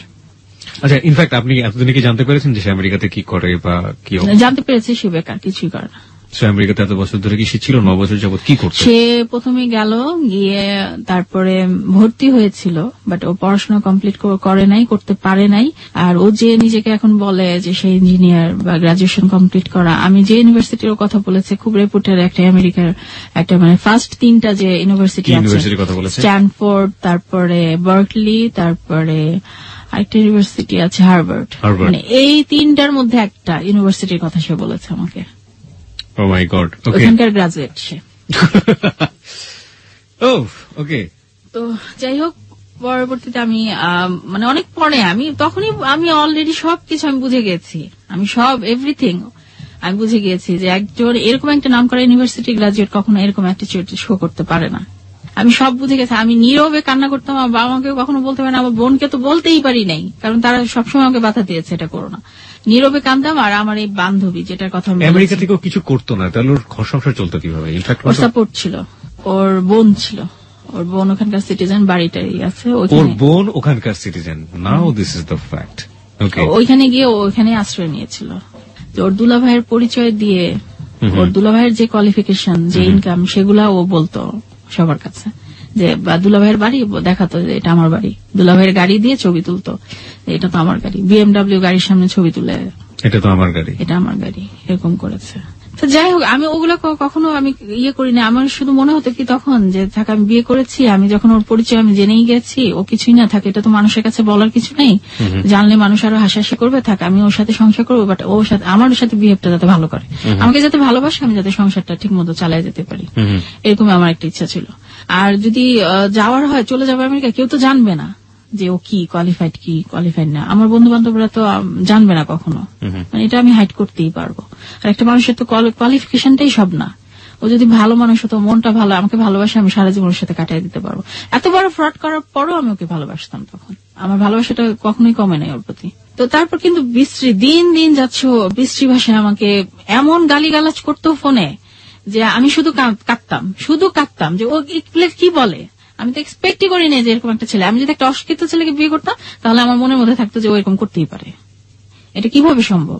এবং সবগুলা কারণ কি, একটা ইস্যুই, তোমার বাপ এটা দেয় নাই, তোমার বাপ আমার বাসায় এটা পাঠায় নাই কেন, আম কাঁঠালের দিন এখনো তোমার বাবা আম কাঁঠাল পাঠাইলো না কেন, আমার মাকে কেন দাওয়াত দিল না, আমার মাকে কেন একটা দামি শাড়ি গিফট করলো না, আমার ভাইকে কেন এটা দিল, জাস্ট এই প্রসঙ্গে কিন্তু আমাকে বকাবকি করছে। হার্ভার্ড ইউনিভার্সিটির গ্রাজুয়েট, আম কাঁঠাল নিয়ে চিন্তা করছে। হ্যাঁ, আম কাঁঠাল নিয়ে চিন্তা করছে, এগুলো করছো না কেন। আর আমি এদিকে ইউনিভার্সিটিতে ক্লাস করি, রাতের বেলা আসি, ওর সাথে একটু কথা বলি ইয়েতে, তারপর কান্না করি। পড়াশোনা তো লাটে উঠছে, পড়াশোনা কিছুই করতে পারি না, আমি বই খুলে বসে থাকি, আমি দেখি না কিছুই, আমি তাকিয়ে থাকি, আমি কিছুই মাথায় ঢোকে না আমার। ক্লাসও অনেক মিস করতাম। তো 6 মাস পরে দেশে ফিরলো। 6 মাস পরে দেশে ফিরলো। দেশে ফেরার পরে তারপরে 1 মাস থাকে, তারপরে 1 মাস থেকে আবার চলে যায়। তখনও আমি 2টা মেয়ের কাহিনী আমি আমার হাতে ধরা পড়ে, ওর ইয়েতে ধরা পরে এটা নিয়ে ঝগড়াঝাটি হলো। তো ঝগড়াঝাটির পরে ও আমার গায়ে হাত তোলে ফার্স্ট টাইম। ও সরি, আমি ফার্স্ট টাইম না, এটা সেকেন্ড টাইম। ফার্স্ট টাইম হচ্ছে যখন হচ্ছে একটা মেয়ে লিখলো you have destroyed my life, যখন ওটাকে আমি চার্জ করলাম ওকে এটা কে মেয়ে কোন, তখন সেই রাত্রে আমাকে আমার গায়ে হাত তুলেছিল। তো হওয়ার পরে আমি বুঝে গেলাম যে আমি এখন এটাকে ছাড়তেও পারতেছি না, ধরতেও পারতেছি না, আমি কিছুই করতে পারতেছি না। মানে আমার এমন হয়েছে যে আমি এই সংসারটা মানে বের হয়ে আসবো সংসার ছেড়ে, এই সাহসটাও জোটাতে পারছি না, আবার থেকে যাব সেটাও মেনে নিতে পারছি না। কেন, মানে আপনি কেন এই সাহসটা পাননি? কারণ আপনার মতো ভালো স্টুডেন্ট, আপনি চাইলেই একটা জব করতে পারতেন সেই সময়। পারতাম, আর তখন আমার তো বাচ্চারা হয় নাই, তখন আমার অনেকেই ছিল। মানে এখনো আমার মাঝে মনে হয় ও যে এত রিলেশনে জড়াইছে 8 বছরের আমাদের বিবাহিত জীবনে, এত মেয়ে, ইভেন এমন অনেক মেয়ে আছে আমার কাছে ফোন করে বলেছে যে আপনি কি অমুকের ওয়াইফ, আপনি মিসেস অমুক বলছেন? জি বলছি। যে উনি তো আমার সাথে একটা ইয়ে করেছেন, উনি আমাকে বলেছেন যে উনি বিয়ে করেন নাই, আমেরিকা থেকে আসছেন, বিয়ে করবেন, মেয়ে খুঁজছেন, এটা বলে আমার সাথে অনেকদিন কথা বলছেন। তো পরে আমি খোঁজ লাগিয়ে জানতে পারি যে ওনার ওয়াইফ আছে, একটা মেয়েও আছে। লাস্ট ডেস্টিনেশন ওনার কি থাকতো আমি মানে জানতে চাচ্ছি, এই কারণে যে আসলে বিয়ে তো উনি 4-5টা করেননি, একজন কি করেছেন, আপনার কি করেছেন, কিন্তু তারপরও এই ধরনের রিলেশন উনি কন্টিনিউ করেছেন। মানে ওনার আসলে বেসিক্যালি ডিমান্ডটা কি ছিল রিলেশনে? ফিজিক্যাল রিলেশন আমি তো বলতে পারবো না আসলে, এটা কতদূর পর্যন্ত গড়িয়েছে এটা তো আমি জানি না। Any kind of psycho attitude তার মধ্যে আমার এখন মনে হয় এটা আছে। মানে বলছি এই কারণে যে আপনি যেহেতু মানে ঘরের মানুষের কাছে গোপন করার কিছুই নেই, আপনি সবকিছু তার জেনে গেছেন। থাকে না যে সাধারণ মানুষের মতো সে না, সে যখন একজন মানুষ যখন ঘরের মধ্যে থাকেন তখন সে আসলে যে ধরনের মানুষ সেটাই ফুটে ওঠে, চলে না। আমার মনে হয় না আমার সাথে ওর এই ব্যাপারটা নিয়ে এত বেশি গন্ডগোল হয়েছে, এতবার সংসার ভেঙে যাওয়ার উপক্রম হয়েছে। যদি সাধারণ মানুষ হতো তাহলে হয়তো চিন্তা করতো যে না, আমার বাচ্চা দুটো আমার প্রায়োরিটি ফার্স্ট, আমার সংসার। বেবি আসলো কিভাবে আপনাদের মধ্যে? বাঙালির মেয়ের যে ইয়েটা, চরিত্রটা, সেটা থেকে আমি বের হতে পারি নাই। আমার তখন মনে হয়েছে কি যে একটা বেবি আসলে মনে হয় চেঞ্জ হবে, যেটা আমি এখন বলতে আমার কোনো দ্বিধা নাই। আমার মনে হয় কি 100টা মানে হাজব্যান্ড ওয়াইফের রিলেশনের মধ্যে বিয়ের মধ্যে যখন গন্ডগোল শুরু হয়, বনিবরা হয় না হাজব্যান্ড ওয়াইফ, তখনই মনে হয় আমার মনে হয় একটা মেয়ে চিন্তা করে একটা বেবি আনি সংসারে, বেবি আনলেই মনে হয় আমার হাজব্যান্ড ঠিক হয়ে যাবে। আচ্ছা, তা আমি এই ট্র্যাডিশনাল চিন্তা থেকে বের হতে পারিনি। তখন আমার মনের মধ্যে মনে হয়েছিল যে আমি একটা বেবি হলে ও ভালো হয়ে যাবে। আমি এই আবার একটা ভুল করলাম আমার জীবনে, আমি একটা বেবি নিলাম। ওর বয়স কত এখন? ওর বয়স, আমার মেয়েটার বয়স 6 বছর। তারপরে সেকেন্ড টাইম আরেকটা বেবি হয় আপনাদের? ওটা 4.5 বছর ছেলে। আপনি ইউ আর ফুললি ইন্ট্র্যাপড এবং আপনি আর এই জায়গাটা থেকে বের হতে পারিনি। ওই তো যখন 1 মাস থেকে চলে গেল তখন মানে আমি কনসিভ করলাম। কনসিভ করার পরে আমি মোটামুটি হ্যাপি ছিলাম, কিন্তু দেখলাম ও খুব রাগ করছে জিনিসটা জেনে, যে কেন তুমি কনসিভ করলা, কেন এটা কোনোভাবে সে মানতে পারছে না। আমাকে এমনও বলেছিল অ্যাবর্ট করে ফেলো। কেন, কনসিভের ব্যাপারটা কি ন্যাচারাল ছিল না? না, ও মনে হয় ওটা বুঝতে পারে নাই। আপনার দুজনের কেউই বুঝতে পারে না, আমি বুঝতে পেরেছিলাম, ও বুঝতে পারে নাই যে আমি এটা প্ল্যান করতো না। ওর এই অভ্যাসটা নেই। ও ইভেন স্মোকও করে না। কিন্তু কি জানি অ্যাডিকশনটা মানে ওই দিকেই, একটা দিকে মানুষের একটা জিনিস থাকে যে সেক্স মেনিয়াক বলে একটা শব্দ আছে সারা ওয়ার্ল্ডে, ইউ নো বেটার, যে সে যদি সেক্স মেনিয়াক হয় কিংবা তার সেক্সুয়াল অ্যাটিটিউডের মধ্যে যদি এমন কোন ব্যাপার থাকে যেটা সাধারণ মানুষের মধ্যে যে অ্যাটিটিউড গুলো থাকে সেগুলো থাকে না। সো আপনি যেহেতু তার ওয়াইফ, থাকে না একটা বহুগামিতা একটা ব্যাপার আছে বাংলা শব্দে, সে একটা মেয়ের সাথে সে সম্পর্ক করলো, ফিজিক্যাল রিলেশন হলো, কিছুদিন থাকলো তার সাথে, তারপর চলে গেল আরেকটা মেয়ের সাথে। আমি ওয়াইফ হিসেবে আমি বলতে পারি, আমি তো ভালো জানি, 8 বছর ধরে ওরে চিনি, ওর সেই ইয়েটা নাই, ফিজিক্যাল ফিটনেসটা ওর নাই যে ও অনেক মেয়ের কাছে যেতে পারবে ফিজিক্যাল ইয়ের জন্য, নিডের জন্য, সেটাও নাই, সেটাও পারবে না। বাট ওইটাই আমি এখনো ফাইন্ড আউট করতে পারি নাই যে ওই কেন এরকম করছে। এবং সাধারণ মেয়ে না, ওর পরিচিত যাদের কাছেও যায় সবগুলো না সেলিব্রিটি লেভেলের। এইখানে আরেকটা ধরনের মানে অন্য ধরনের একটা ব্যাপার দেখা গেল যে সে একটা বিশেষ গোষ্ঠী মেইনটেইন করে এবং দে আর সেলিব্রিটিজ। হ্যাঁ, সেলিব্রিটিজ। ওকে, তো ওদের কাছে ইয়ে করে। তো যাই হোক, এইটা নিয়ে আমার সংসার এত, ও যে বেবিটা কনসিভ করলাম, কনসিভ করার পরে ও 8 মাস আমার সাথে কোনো মানে ইয়ে করে না, আসে নাই দেশে, কোনো ইয়ে করে, খুব রাগ যে এরকম। ও এর মধ্যে একটা ঘটনা ঘটেছে যে একটা খুব স্ল্যাং বাজে একটা মেসেজ আমি পেয়েছিলাম ওর মোবাইলে, মানে এমন স্ল্যাং যেটা আমি বলতে পারবো না এখানে। আর আরেকটা মেসেজ আমি পেয়েছিলাম, একটা মেয়ে লিখেছিল, আমার হাজবেন্ড কোয়েশ্চেন করেছে যে তুমি আনহ্যাপি কেন, তো সে লিখেছে I am unhappy because my husband is physically weak. আর সবচেয়ে বড় কথা, ও মেয়েদের একটু সম্মান করে না, রেসপেক্ট করে না। মেয়েদেরকে যখন মেয়েদের সম্বন্ধে কথা বলে খুব বাজে ল্যাঙ্গুয়েজ ইউজ করে। সব মেয়েরা নাকি প্রস্ট, সব মেয়ে বাজে, সব মেয়ে নাকি চান্স পেলে ছেলেদের কাছে চলে যায়। This track was downloaded from fusionbd.com. মানে তাদের নিড পূরণ করে, এই টাইপের মানসিকতা সম্পন্ন। আপনি কখনো জানার চেষ্টা করেছেন তার পাস্ট লাইফে এমন কোন মেয়ে আছে কিনা যে মেয়েটা তাকে অনেক বেশি কষ্ট দিয়েছে? এটা হতে পারে, ওই যে বললাম না, একটা মানে নাটক করে যে একটা মেয়ে, যার সাথে অনেকদিন দীর্ঘদিন সে মানে তার পরিচয় গোপন করে কথা বলেছিল। মেয়েটা পরে যখন ওর পরিচয় জানতে পারে তখন তাকে রিফিউজ করে। আমার মনে হয় কি যে এটা, তবে আমি চিন্তা করি যদি ও প্রথম থেকে এরকম না থাকতো, তাতে এরকম একটা মেয়ের সাথে সম্পর্ক করার চিন্তাও করতো না, তাই না? তাহলে কি ও প্রথম থেকে ম্যানিয়াক? ওর ধারণা ও পুরুষ মানুষ, ওর কোনো যোগ্যতার দরকার নাই। ও যেহেতু পুরুষ, ওর কাছে যে কোনো মেয়ে আসতে বাধ্য, যে লেভেলেরই হোক, যে কোয়ালিটিরই হোক, যেরকমই হোক। আপনি 8 বছর যাবত এই সম্পর্কটা, আপনি অসহনীয় একটা পরিস্থিতির মধ্যে আছেন যেটা আপনি মানতে পারেন না, আপনি তারপরও কেন কন্টিনিউ করছেন? আমি যখন প্রেগনেন্ট তখনও আমাকে ও শারীরিকভাবে অনেক টর্চার করেছিল, বড় আমি অসুস্থ হয়ে গিয়েছিলাম। তারপরে গায়ে হাত তুলতে আপনি বলতেন, গায়ে হাত তোলার ব্যাপারটা কেমন? যেরকম চড় থাপ্পড় মারতো না, এটার চেয়ে বেশি এক্সট্রিম? আমি এগুলো বলতে চাচ্ছি না এখন। We have to know, because আমার মনে হয় যেহেতু আপনি নাম গোপন করেছেন, আমার মনে হয় ব্যাপারগুলো আপনার পরিষ্কার করা জরুরি। না, আমার মনে হয় কি এগুলা যদি আমি সবকিছু বলে ফেলি তখন লিসেনাররা বলবে কি আমার প্রতি আসলে তারা একটু ইয়ে হবে যে নিজের হাজবেন্ডের কথা কেন এখানে সে বলছে। না না না, এটা না, বলবে কি যে আমি নিজেই দায়ী আমার নিজের এই অবস্থাটার কারণে। না, আমি ওই জায়গাটায় ফিরে যাই। আমার বেবিটা যখন আমি হবে তখন আমার নিউমোনিয়া হয়ে গেল। আমি অনেকদিন ইয়েতে ছিলাম, হসপিটালাইজড ছিলাম। মানে হয় আমি ইয়ে করব, মানে এমন হয়েছে আমার মেয়েটাকে 1.5 মাস 2 মাস আগে মানে সিজার করতে হয়েছে, যেহেতু আমাকে অ্যান্টিবায়োটিক দিতে পারছিল না, ট্রিটমেন্ট করা উচিত। তখন ও ফোন করে বলতো কি আমি আল্লাহর কাছে দোয়া করি তুমি মরে যাও, মরে গেলে আমি বেঁচে যেতাম। প্রায় ফোন করে কথাটা বলতো। আমি বলছি যে তোমার বেবিটা, কি আমি তো বেবি চাই নাই তোমার কাছে, এরকম কথাবার্তা বলতো। তো তখন মানে আমাদের রিলেশনটা মোটামুটি ব্রেকআপের পর্যায়ে চলে গেছিল, কারণ কোনো যোগাযোগ করতো না। তো তারপরে আমার বেবি মেয়েটা হওয়ার পরে 2.5 মাস পরে ও ব্যাক করে। আমি তো খুব খুশি মনে বেবিটাকে, আমার মনে হচ্ছিল কি সেই মোমেন্টে আমি যখন আমার মেয়েটাকে ওর কোলে দিব ও সমস্ত কিছু ভুলে যাবে। আমি খুব খুশি মনে আমার মার বাসা থেকে বেবিটারে নিয়ে ওর বাসায় যাই। আসলে গায়ের রংটা তো কোনো ব্যাপার না, তাই না? এটা তো আমি কোনো মনে করি না। আমার সন্তান আমার কাছে কালো হলেও ভালো, ফর্সা হলেও ভালো, এটা তো আমার সন্তান, আমার সম্পদ। তো আমার মেয়েটার গায়ের রংটা একটু মানে ডার্ক হয়েছে, ওর বাবা ডার্ক, গায়ের রংটা ডার্ক। তো আমার মেয়েটাকে যখন আমি ফার্স্ট কোলে দিলাম, এই কথাটা আমার এখনো মনে পড়ে। সে আমাকে বললো কি একটা কালো মেয়ে জন্ম দিচ্ছ, এই মেয়ে তো আমার হতে পারে না। এই কথাটা আমাকে ইয়েতেও বলতো, আমেরিকায় থাকতো যখন আমি প্রেগনেন্ট ছিলাম, কনসেপ্ট করছিলাম, তখন আমাকে প্রায় বলতো কি কার না কার জিনিস তুমি আমাকে ফাঁসাই দিচ্ছ। মাই গড। কোলেও নিল না, ধরলো না, আদরও করলো না, কিছু না। সে আসার পরে বিছানা মানে রুম আলাদা করে ফেললো সেই দিন থেকেই।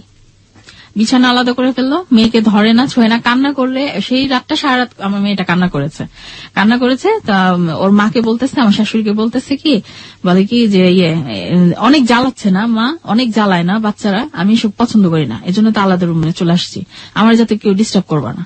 তো এক সপ্তাহ আমি দেখলাম মেয়েটাকে ছুঁয়েও নাই, সে কোলেও নেয় নাই, আদরও করে নাই, কিছুই না। তারপরে শুরু করলো সে ফোনে, মানে আমার পাশের রুমে শুয়ে ফোনে শুরু করলো, রাত 12টা থেকে 11টা থেকে শুরু করতো ভোর পর্যন্ত কথা বলা। মানে এক মেয়ের সাথে যদি বলতো তাহলে আমি বুঝতাম যে ওর কারোর সাথে অ্যাফেয়ার, মানে খুব মানে মেন্টালি অ্যাটাচড হয়ে গেছে। আমি তখন বলতাম কি, ঠিক আছে তুমি যখন আমার লাইক করো না, ওই মেয়েটাকে তুমি ভালোবাসো, ঠিক আছে তোমাকে ছেড়ে দাও, আমি আমার বাচ্চা নিয়ে আলাদা হয়েছি, তুমি ওই মেয়েকে এখন বিয়ে করবে না করবে তোমার। এখন দেখলাম যে না, ওর তো প্রতিদিন নতুন একজন। আমি পাশের রুমে আমার বাচ্চাটাকে নিয়ে বসে থাকি, আমি ওর কথা শুনি, ফিস ফিস করে কথা বলে। এরকম হয়েছে, গিয়েছি গেট নক করে গিয়েছেন, কার সাথে কথা বলো। আর যখনই আমি তার জিনিসের প্রতিবাদ করেছি তখনই সে টর্চার করেছে আমার উপর, গায়ে হাত তুলেছে। কোনো শব্দ করতে পারবো না, আমি যা খুশি তাই করি। আমি যদি কোনো মেয়ের সাথে ঘুমায় থাকি, তুমি যদি দেখো এসে যে আমি ঘুমায় আসছি, তুমি কিচ্ছু বলতে পারবা না। তুমি যদি এটা মেনে নিতে পারো তাহলে আমার সংসারে থাকো, নাহলে আমার দরজা ওপেন আছে, জাস্ট গেট আউট। আমি বলতাম তোমার মেয়ে কি হবে, বলকে তুমি মেয়ে তুমি নিচ্ছো, আমি নেইনি, তোমাকে মেনে নিতে হবে অথবা চলে যেতে হবে, কোনটা তুমি চয়েস করো সেটা তুমি আমাকে জানাই দিও।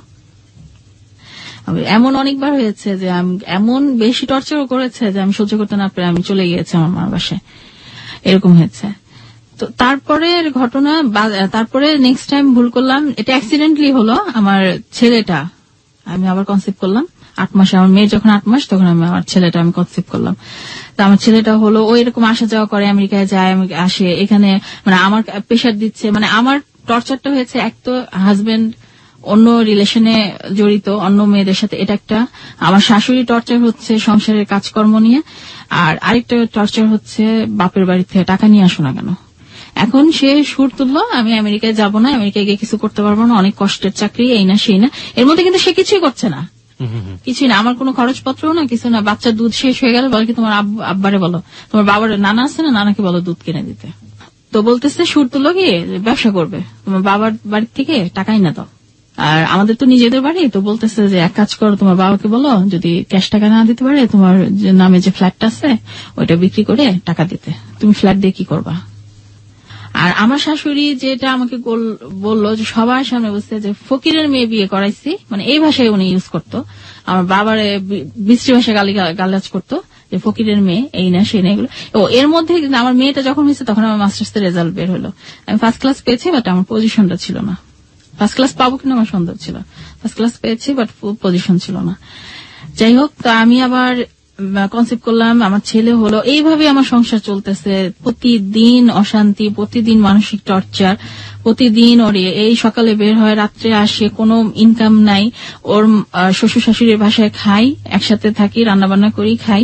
ওই দেখা যায় যে বাচ্চার জন্য যে বাচ্চার খাবার তো আলাদা হয়, বাচ্চার জন্য যে আলাদা কিছু, যে খিচুড়ি রান্না করে দিব বা একটু সবজি আনবো, যখন বলি না যে আমার শাশুড়িকে বলি যে আম্মা ওর জন্য তো ছেলের জন্য তো এটা লাগবে, বলে কি বাপের বাড়ি থেকে আনতে পারো না, আমারটা তো খেয়ে খেয়ে ধ্বংস করতেছো। মানে এরকম এত টর্চার আমি সহ্য করছি। মানে এমন সাধ্য ছিল না, ফ্রিজটা ছিল যে আমার যদি কিছু খেতে মন চাইতো, বা আমার মেয়ে যদি বলতো আম্মা আমাকে একটা অ্যাপল দাও বা একটা অরেঞ্জ দাও, আমার এই সাধ্যটা ছিল না যে আমি ফ্রিজ থেকে বের করে আমার মেয়েকে দিব।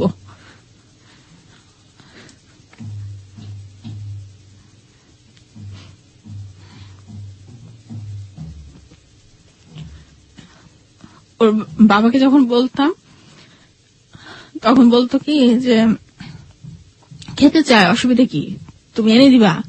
আমি কোথেকে এনে দিবা, আমি তো জব করি না, তুমি তো আমার জব ছাড়াইছো। তখন বলতো কেন, ওর নানা আছে না, ওর নানাকে তোমার ভাইকে ফোন দিতে পারো না। মামারা কি করে, মামারা জানো ভাগ্নে ভাগ্নিদের জন্য অনেক করছি। আমার ভাগ্নি যদি বলতো মামা আমি অরেঞ্জ খাবো, আমি দেখা যেত একটা অরেঞ্জ আনবো, আমি 3 ডজন 4 ডজন মানে অরেঞ্জ এনে দিতাম। তোমার ভাইরা কি করে, ভাইগুলো তো অপদার্থ। মানে যেমন আমার ভাইদের অপমান করতো, তেমন আমার বাবা মাকে, তেমন আমার পুরো ফ্যামিলিকে, তেমন আমাকে কথা বলতো কি তুমি আমার যোগ্য না, আমি তোমাকে বিয়ে করে ভুল করছি, আমি অনেক ভালো একটা মেয়ে, অনেক ভালো বেটার মেয়ে তোমার ডিজার্ভ করতাম। আমি কিভাবে ডিজার্ভ করতাম, বলতে আমেরিকা শুনলে যে কোনো মেয়ে আমার পায়ে পড়ে যাবে, আমেরিকা শুনলে যে কোনো মেয়ের বাবা মা আমার পায়ের কাছে তার মেয়েটাকে দিয়ে যাবে, বলবে আমার মেয়েটাকে গ্রহণ করো। ধরেন আমার কোনো ফ্রেন্ড আসছে বা কোনো রিলেটিভ, কোনো বোন আসছে, ইভেন আমার নিজের বোন সম্পর্কে আজে বাজে কথা বলতো আমার তো মনে হয় তোমার ওই বোনটা বা ওই বান্ধবীটা 2 নম্বর, ভালো না, আমার ফোন নাম্বারটা দিয়ে দিত, আমার কথা বলে দেখি, আমি তো এই মেয়েকে নিয়ে রিক্সায় করে ঘুরবই, দেখো আমি কি পারি, তুমি তো জানো না। মানে আমার মনে হয় এই মানসিক টর্চার গুলো কাউকে বলতেও পারতাম না, সহ্য করতে পারতাম না। একটাই ছিল যে আমার বান্ধবীটা ছিল, ওর সাথে সবকিছু শেয়ার করতাম আর কাটতাম। তো এই যে মনের মধ্যে পুষে রাখতাম, এই জিনিসটা আমাকে এফেক্ট করলো অন্যভাবে। আমার বড় ধরনের একটা প্রবলেম হয়ে গেল, আমার কিডনি ডিজিজ হয়ে গেল 2009-এ। আমার নেফ্রোটিক সিনড্রোম হয়েছিল, যেটার মানে স্টেরয়েড খেতে হতো, অনেক এক্সপেন্সিভ ছিল ট্রিটমেন্ট। যখন আমি বলতাম না আমার ওষুধ শেষ, ওষুধ এনে দিও, ওই একই ডায়লগ, তোমার বাবাকে বলতে পারো না, আমি তো তোমার ট্রিটমেন্টের দায়িত্ব নিইনি। ও কিন্তু অনেক বছর ধরে বাংলাদেশে কিছুই করে না, ওই ধান নিয়ে চলতো। মানে এটাকে যদি বলেন যে ডোমেস্টিক ভায়োলেন্স, আমি তাহলে বলবো একটা পেশার ছিল আমার যৌতুক। আমি বলবো হ্যাঁ, আমি যদি র ভাষায় বলতে চাই, এটা যৌতুক, যৌতুকের জন্য টর্চার আমি হয়েছি, অনেকভাবে হয়েছি, এখনো হচ্ছি, স্টিল আমি হচ্ছি। ও পাসপোর্ট পাওয়ার পরে আমার জন্য এবং আমার বাচ্চাদের জন্য অ্যাপ্লাই করছিল, তো অ্যাপ্রুভ হলো কেস, তো এখন ভিসা করালো। ভিসা করানোর পরে সব টাকা পয়সা কিন্তু আমি দিচ্ছি, ভিসা থেকে শুরু করে সমস্ত কিছু। তা আমাকে বললো যাবো যে প্লেন ফেয়ারটা, 4 জনের প্লেন ফেয়ার প্রায় 6 লাখ টাকার মতো লাগবে। তা আমাকে বললো আমার কাছে পয়সা নেই, তো তুমি পয়সা জোগাড় করে আনো, চলো আমেরিকায় যাই, ওখানে গিয়ে সেটেল হবো, আমি যেহেতু এখানে কিছু করতে পারছি।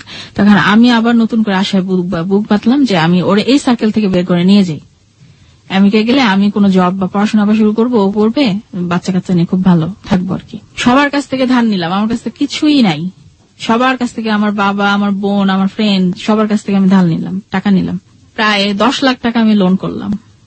যাওয়ার পরে আমি জানতাম না, আমি কখনোই জানতাম না যে ও আবার ব্যাক করবে, আমাকে যে এইভাবে লোনের মধ্যে ডুবিয়ে দিয়ে ব্যাক করবে, এটা আমি কখনোই বুঝতে পারিনি।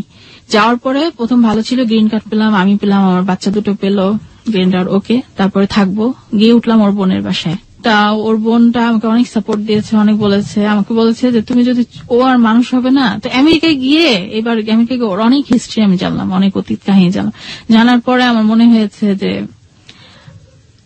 আমি মরে গেলে মনে হয় ভালো হতো। কি জানছেন আপনি?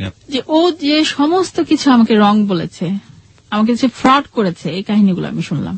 মানে আমেরিকায় থাকাকালীন থেকে এমন হয়েছে যে এমন কোনো দিন নাই, এমন কোনো রাত নাই, মানে ও মানে কোনো না কোনো সম্পর্ক করে নাই কোনো মেয়ের সাথে। ওর ফ্রেন্ড সার্কেল, ও যেখানে কাজ করতো, যেখানে পড়াশোনা করতো, সব মেয়ে ওর সম্পর্কে কমপ্লেন করছে। ওর দৃষ্টি, ওর চাহনি, ওর কথাবার্তা, সমস্ত কিছু। এবং ওর বোন এগুলো ফেস করেছে, অনেক মেয়ে ওকে, ওর বোনকে ফোন করে কমপ্লেন করেছে ওর সম্বন্ধে। ও আমাকে আবার আমার সাথে আরেকটা প্রতারণা করলো, ও আমাকে বললো যে আমরা এবার চলে যাব, চলে যাওয়ার পরে আবার ব্যাক করব। তখন আমি বললাম আমি তাহলে আমার লোনগুলো শোধ করবো কিভাবে? ও করলো কি, আমার গ্রিন কার্ড, আমার পাসপোর্ট, আমার ন্যাশনাল আইডি, আমেরিকান যে ন্যাশনাল আইডি, এগুলো সব কিন্তু আমার খরচ আমি করেছি। ইভেন ও যে গিয়েছে সে টিকিটের পয়সা তো আমি দিয়েছি, সেগুলো সে সরিয়ে ফেললো সব। ওর ধারণা হয়েছিল যে আমি হয়তো এগুলো নিয়ে আমি যদি ক্লেম করি ওখানে যে আমি গ্রিন কার্ড হোল্ডার, আমার এরকম, তো আমার হাজবেন্ড আমাকে, আমি একটা জাস্ট কল করব, একটা জাস্ট 311 এই নাম্বার, 911 হচ্ছে গিয়ে ইমার্জেন্সি কেসে, 311 সোশ্যাল ওয়ার্কারদের আমি জাস্ট একটা ফোন করব। মানে আমেরিকায় এমন নিয়ম আছে যে ও তো বাধ্য হবেই আমার ভরণ পোষণ, আমার ইয়ে করতে। ইভেন যদি ডিভোর্স হয়ে যায়, সপ্তাহে 2 দিন বাচ্চাদের সময় দিতেও বাধ্য থাকবে। আমাকে এই বুদ্ধিটা ওর বোনই দিয়েছিল, আমাকে বলেছিল যে তুমি কিছু করো, ওকে আর ভালো হবে না, তুমি কিছু করো। তো ঠিক আছে, আমি চেষ্টা করি ও থাকে কিনা, দেখি আরেকবার সুযোগ দিই ভালো হওয়ার। ওগুলোকে আমার সমস্ত কাগজপত্র গায়েব করে ফেললো, আমার হাতে কিচ্ছু নাই। আমি যদি ব্যাক করতে চাই আমার বাচ্চাদের নিয়ে আলাদা ফ্লাই করতে চাই, পাসপোর্টটা পর্যন্ত আমার নাই, সব নিয়ে নিয়েছে, গ্রিন কার্ডও নিয়ে নিয়েছে। আমাকে বললো কি, তুমি যদি আমার সাথে বেশি বাড়াবাড়ি করো আমি অস্বীকার করবো তুমি আমার ওয়াইফ, তুমি অবৈধভাবে আমেরিকায় ঢুকেছো, এই বলে আমি তোমার নামে কেস করে দেবো, তুমি সারা জীবন এখানকার জেলে পচে মরবা। এখন তুমি ডিসাইড করো তুমি আমার সাথে ব্যাক করবা না এখানে থাকবা। আমি তোমাকে 1 সপ্তাহ সময় দিলাম, তুমি আমার সাথে ব্যাক করবা বাংলাদেশে, যে কোনো ভাবে তোমাকে আমি ফাঁসাই দিতে পারি। আর ওইখানে গিয়ে আমি জানলাম ও ক্রেডিট কার্ড থেকে অনেক টাকা লোন করেছিল, সেই টাকাগুলো শোধ করেনি। এখন মানে ইয়েতে মিলে অনেক, মানে প্রায় অনেক টাকা হয়ে গিয়েছে ওর এগুলো। তো এখন যদি ও কোথাও জব করে, ওরা আলটিমেটলি সেটা জেনে যাবে যে এই লোকটা আবার ব্যাক করেছে এবং জব করছে। ওর যে স্যালারিটা আসবে সেই স্যালারিটা ওরা কেটে নিবে, ও মানে 1 পয়সাও ঘরে আনতে পারবে। আসলে আমেরিকাতে ওর কোনো ক্যারিয়ার নেই, ও এখন কিছুই করতে পারবে না। তো এই ব্যাপারগুলা ও আমার কাছে সবকিছু হাইড করে আমাকে নিয়ে গিয়েছিল। ও আমাকে প্রায় একটা কথা বলে যে আমি তোমাকে মুক্তিও দিব না, ধরবো না, মানে ছাড়বো না, ধরবো না। আমি এমন একটা সময় ছাড়বো যখন তুমি অন্য কারো কাছে আর যেতে পারবা না, যখন অনেক সময় হয়ে যাবে, অনেক সময় তুমি পার করে ফেলবা। তো আমেরিকা যাওয়ার পরে আমি অনেক চেষ্টা করলাম ওকে ওখানে রাখার জন্য, সেটা আমি ইভেন এটাও বলেছি যে তুমি বসে খাও, আমি জব করবো। আমি যে সাবজেক্টে পড়াশোনা করেছি, আমার অন্য কোনো ডিগ্রি ওখানে গিয়ে আর কোনো মানে নিতে হতো না ডিগ্রি। আমার ট্রান্সক্রিপ্টটা ইভালুয়েট করে ওখানে আমি ভালো জব পেতাম, অড জব না, খুব অফিসিয়াল ভালো জব পেতাম। তারপরে বাধ্য হলাম ব্যাক করতে। তো যাওয়ার 3 মাসের মাথায় আমরা আবার ব্যাক করছি বাংলাদেশে। আমি তো জানতাম যে আমেরিকা যাবো, এখানে জব করবো, আমি টাকা আস্তে আস্তে শোধ করে দিব, দুজনে মিলে জব করবো, শোধ করবো। তো এই টাকাগুলো এখন এ শোধ করবে। তখন আমার শাশুড়ি বলে, কেন তোমার বাবা দিয়ে দিক এখন টাকাগুলা। তারা বলে কি যে এটা মেয়েদেরকে দিতেই হয়, আমার মেয়েদেরকে আমি দেই, এখনো দেই, তোমার বাবা মা কেন তোমাকে দিবে না। তো আমার সাথে দেখা গেল যে শুরু করলো ধানাই ফানাই, আজকে দিব তো কাল দিব, এই করব সেই করব। তো এখন সেই সুর তুলতেছে যে তোমাকে এতদিন জব করতে দেইনি, তখন তো তুমি বলছো এই সেই, এখন যখন তুমি বারবার বলতেছো তোমার অনেক টাকা লোন, তোমার আত্মীয় স্বজন থেকে লোন করে আনছো, তো তুমি এখন জব করো, জব করে তোমার লোন তুমি শোধ করো। মানে আজ প্রায় 7 বছর পরে সে আমাকে কথা বলছে। কিন্তু এটাও জানে যে আমি যে ক্যারিয়ারটা শুরু করেছিলাম সেটা কিন্তু এখন আর সম্ভব না, মাঝখানে এত বছরের গ্যাপ হয়ে গেছে অলরেডি, এটা সম্ভব না, এটাও জানে। কিন্তু তারপরও সে আমাকে এখন করছে কি, এখন অন্যভাবে ইউজ করছে। যে এখন যেহেতু ও অনেক এর 7 বছরের মধ্যে অনেকবার ও অনেক কিছু করার ট্রাই করেছে, বিজনেস করার চেষ্টা করেছে, জব করার কখনোই চেষ্টা করে নাই। আমি যখনই বলছি যে তুমি যে বলো তুমি যে ইঞ্জিনিয়ার, এত বড় একটা ইউনিভার্সিটি থেকে পাশ করে আসছে আমেরিকা, তোমার সার্টিফিকেট দেখলে যে কোনো জায়গায় তোমার জব হয়ে যাবে না, দেখায় না। ইভেন জব করতে গেলে সার্টিফিকেট শো করতে হবে দেখেও জব করবে না। ভেরি ফানি, আপনাকে এই লজিকটা দেখাইছে। হ্যাঁ, আর তখন আমি বলি যে তুমি আসলে অরিজিনাল ডকুমেন্টস তো দেখাতে পারবা না, এজন্যই তো তুমি জব করো না। বলকি যখন বুঝেই গেছো তখন আর কি, মানে এখন হয়েছে ড্যাম কেয়ার। আমি আমার বউ তো জেনেই গেছে, আমার অরিজিনাল মানে পরিচয়, আইডেন্টিটি সব জেনে গেছে। এখন আমার কাছে আর কোনো তো লজ্জা নাই ওর, এখন ও বলে। ছেলেমেয়ের প্রতি তার আচরণ কেমন? এখানেও একটা কষ্টের ব্যাপার আছে। সে আমার ছেলে মেয়েকে, ও যতক্ষণ বাসায় থাকে ততক্ষণ আমার ছেলে মেয়েকে বলে যে তোমার মা ভালো না, তোমার মা হচ্ছে একটা ব্যাড মম। তো তোমার মা হচ্ছে একটা, মানে বিশ্রী ভাষায় আমাকে বলে, মানে আমার ছেলে মেয়েকে বুঝায়। মানে ও প্রায় আমার বাচ্চাদের একটা কোয়েশ্চেন করে, তোমরা কি আব্বুর সাথে থাকবা না আম্মুর সাথে থাকবা।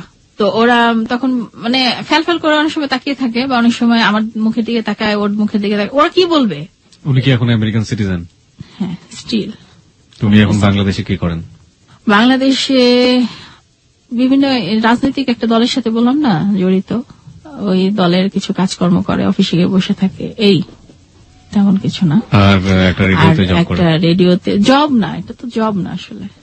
আর সবচেয়ে বড় কথা হচ্ছে ও যে বাজে অভ্যাসটা, যে ও দেখা যাবে যে বাচ্চার স্কুলের বেতন দিতে হবে, সেটা না করে, সেটা না দিয়ে ওর পকেটে 1000 টাকা আছে, সেটা দিয়ে কোন একটা মেয়ের সাথে একটা ভালো রেস্টুরেন্টে বসে খাবে হয়তো।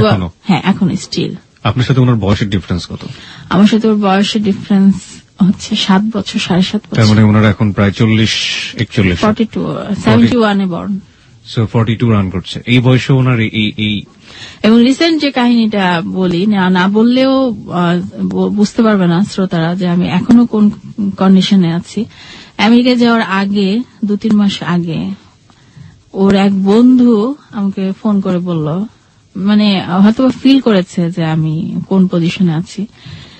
তো ওর বন্ধুটাকে নিয়ে, আমার বলতে খুব কষ্ট হচ্ছে, তারপর বলি, একটা মানে মডেলিং জগতেরই একটা মেয়েকে নিয়ে ও একটা ফ্ল্যাটে যায়। তো ওইখানে গিয়ে সারাটা দিন ওরা কাটায়, খাওয়া দাওয়া, আর কি হয়েছে আমি তো ওইসব জানি না। তো যাওয়ার পরে ও আমাকে এটাও বলে যে তুমি আমার সাথে বেশি বাড়াবাড়ি করবা, আমি জানো তোমার নামে পুলিশ কেস করবো, তুমি আমার বাড়ি ছেড়ে চলে যাবা। ওকে ফাইন, আমি বলবো কি তুমি আমার গয়নাগাটি, আমার টাকা পয়সা নিয়ে চলে গেছো, তুমি কি করবা? তোমার বাবা বুড়ো হয়ে গেছে, তোমার ভাইরা এখন এস্টাবলিশ হয় নাই, পড়াশোনা করতেছে, তুমি আমার সাথে পারবা? আমার মিডিয়া জগতের, আমার রাজনৈতিক ভাবে আমার যে হোল্ড আসছে, তুমি পারবা আমার সাথে? আমি যদি তোমাকে ফাঁসাই দিই? ওনার তো 1 মিনিট লাগবে ওনাকে ভাষাইতে, আপনি যদি ফেলেন ওনার নামটা বলেন হ্যালোইড 920 হতে। So you will not do that, আমি জানি, এবং এটা করলেও আমরা সেটা প্রচার করব না, বিকজ আমাদের হ্যালোইড 920 এথিক্স মেইনটেইন করে না।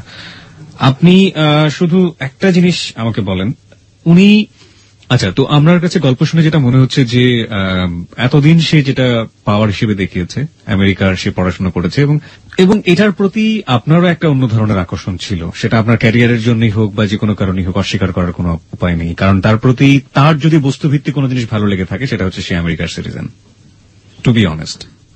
না, আমার মনে হয় না, কারণ আমার মনে হয় যে তার কথাটা আমি তার কথাবার্তায় মুগ্ধ হয়েছে, অন্য কোনো কারণে না। কিন্তু আপনার তো মানে এরকম একটা না, আমি কারণ ও তখন গ্রিন কার্ড হোল্ডার ছিল যখন আমাকে বিয়ে করেছে। আমি তখন ওকে বলেছিলাম যে তুমি যখন ওখানে বেকার কিছু করছো না, তাহলে তুমি বাংলাদেশে ব্যাক করো। আপনার ভুল কোথায়? আপনি তো এখনো তার ওয়াইফ। দুটো প্রশ্ন, একটা হচ্ছে আপনার ভুলটা কোথায় ছিল, আর একটা হচ্ছে আপনি হ্যালো 920 তে কেন আসলেন, মানে ভুলের জায়গাটাকে জানতে চাই। আমার ভুলের জায়গাটা ছিল যে আমি তখন বিয়ে করার সময় আমি ইমোশনটাকে খুব গুরুত্ব দিয়েছিলাম, যেটা আপনি আপনার সারা জীবনে দেননি।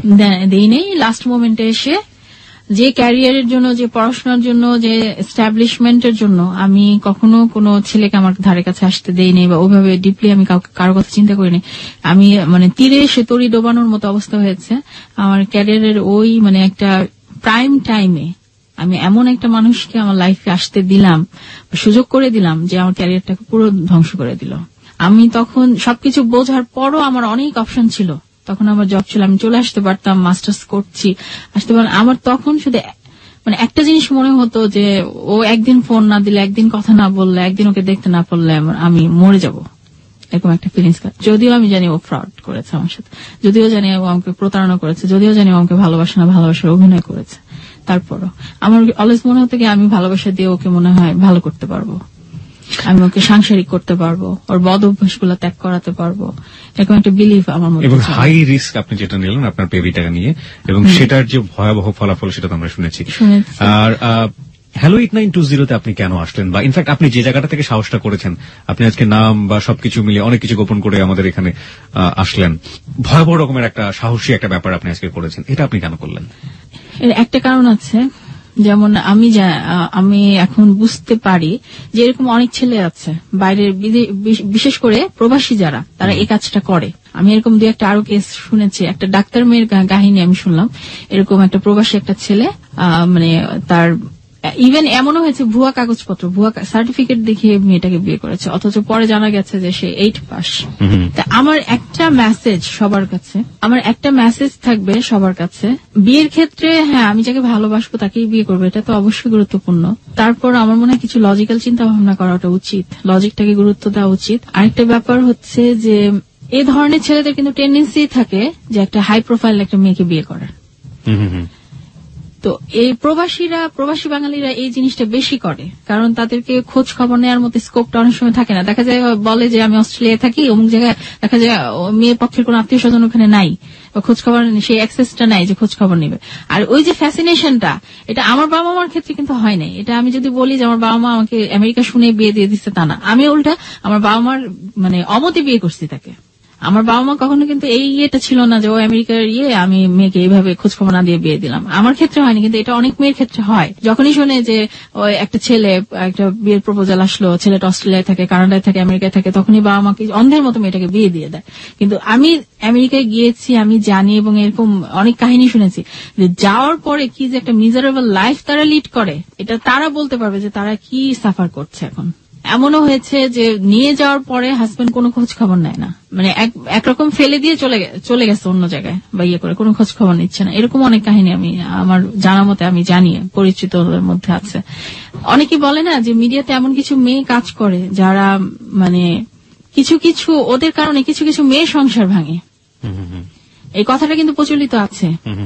আমি জানি যে এই ধরনের পুরুষ অবশ্যই থাকে যারা ফ্রড করে, প্রতারণা করে, মেয়েদেরকে মিথ্যা বলে হয়তো কোনো সম্পর্ক করতে চায়।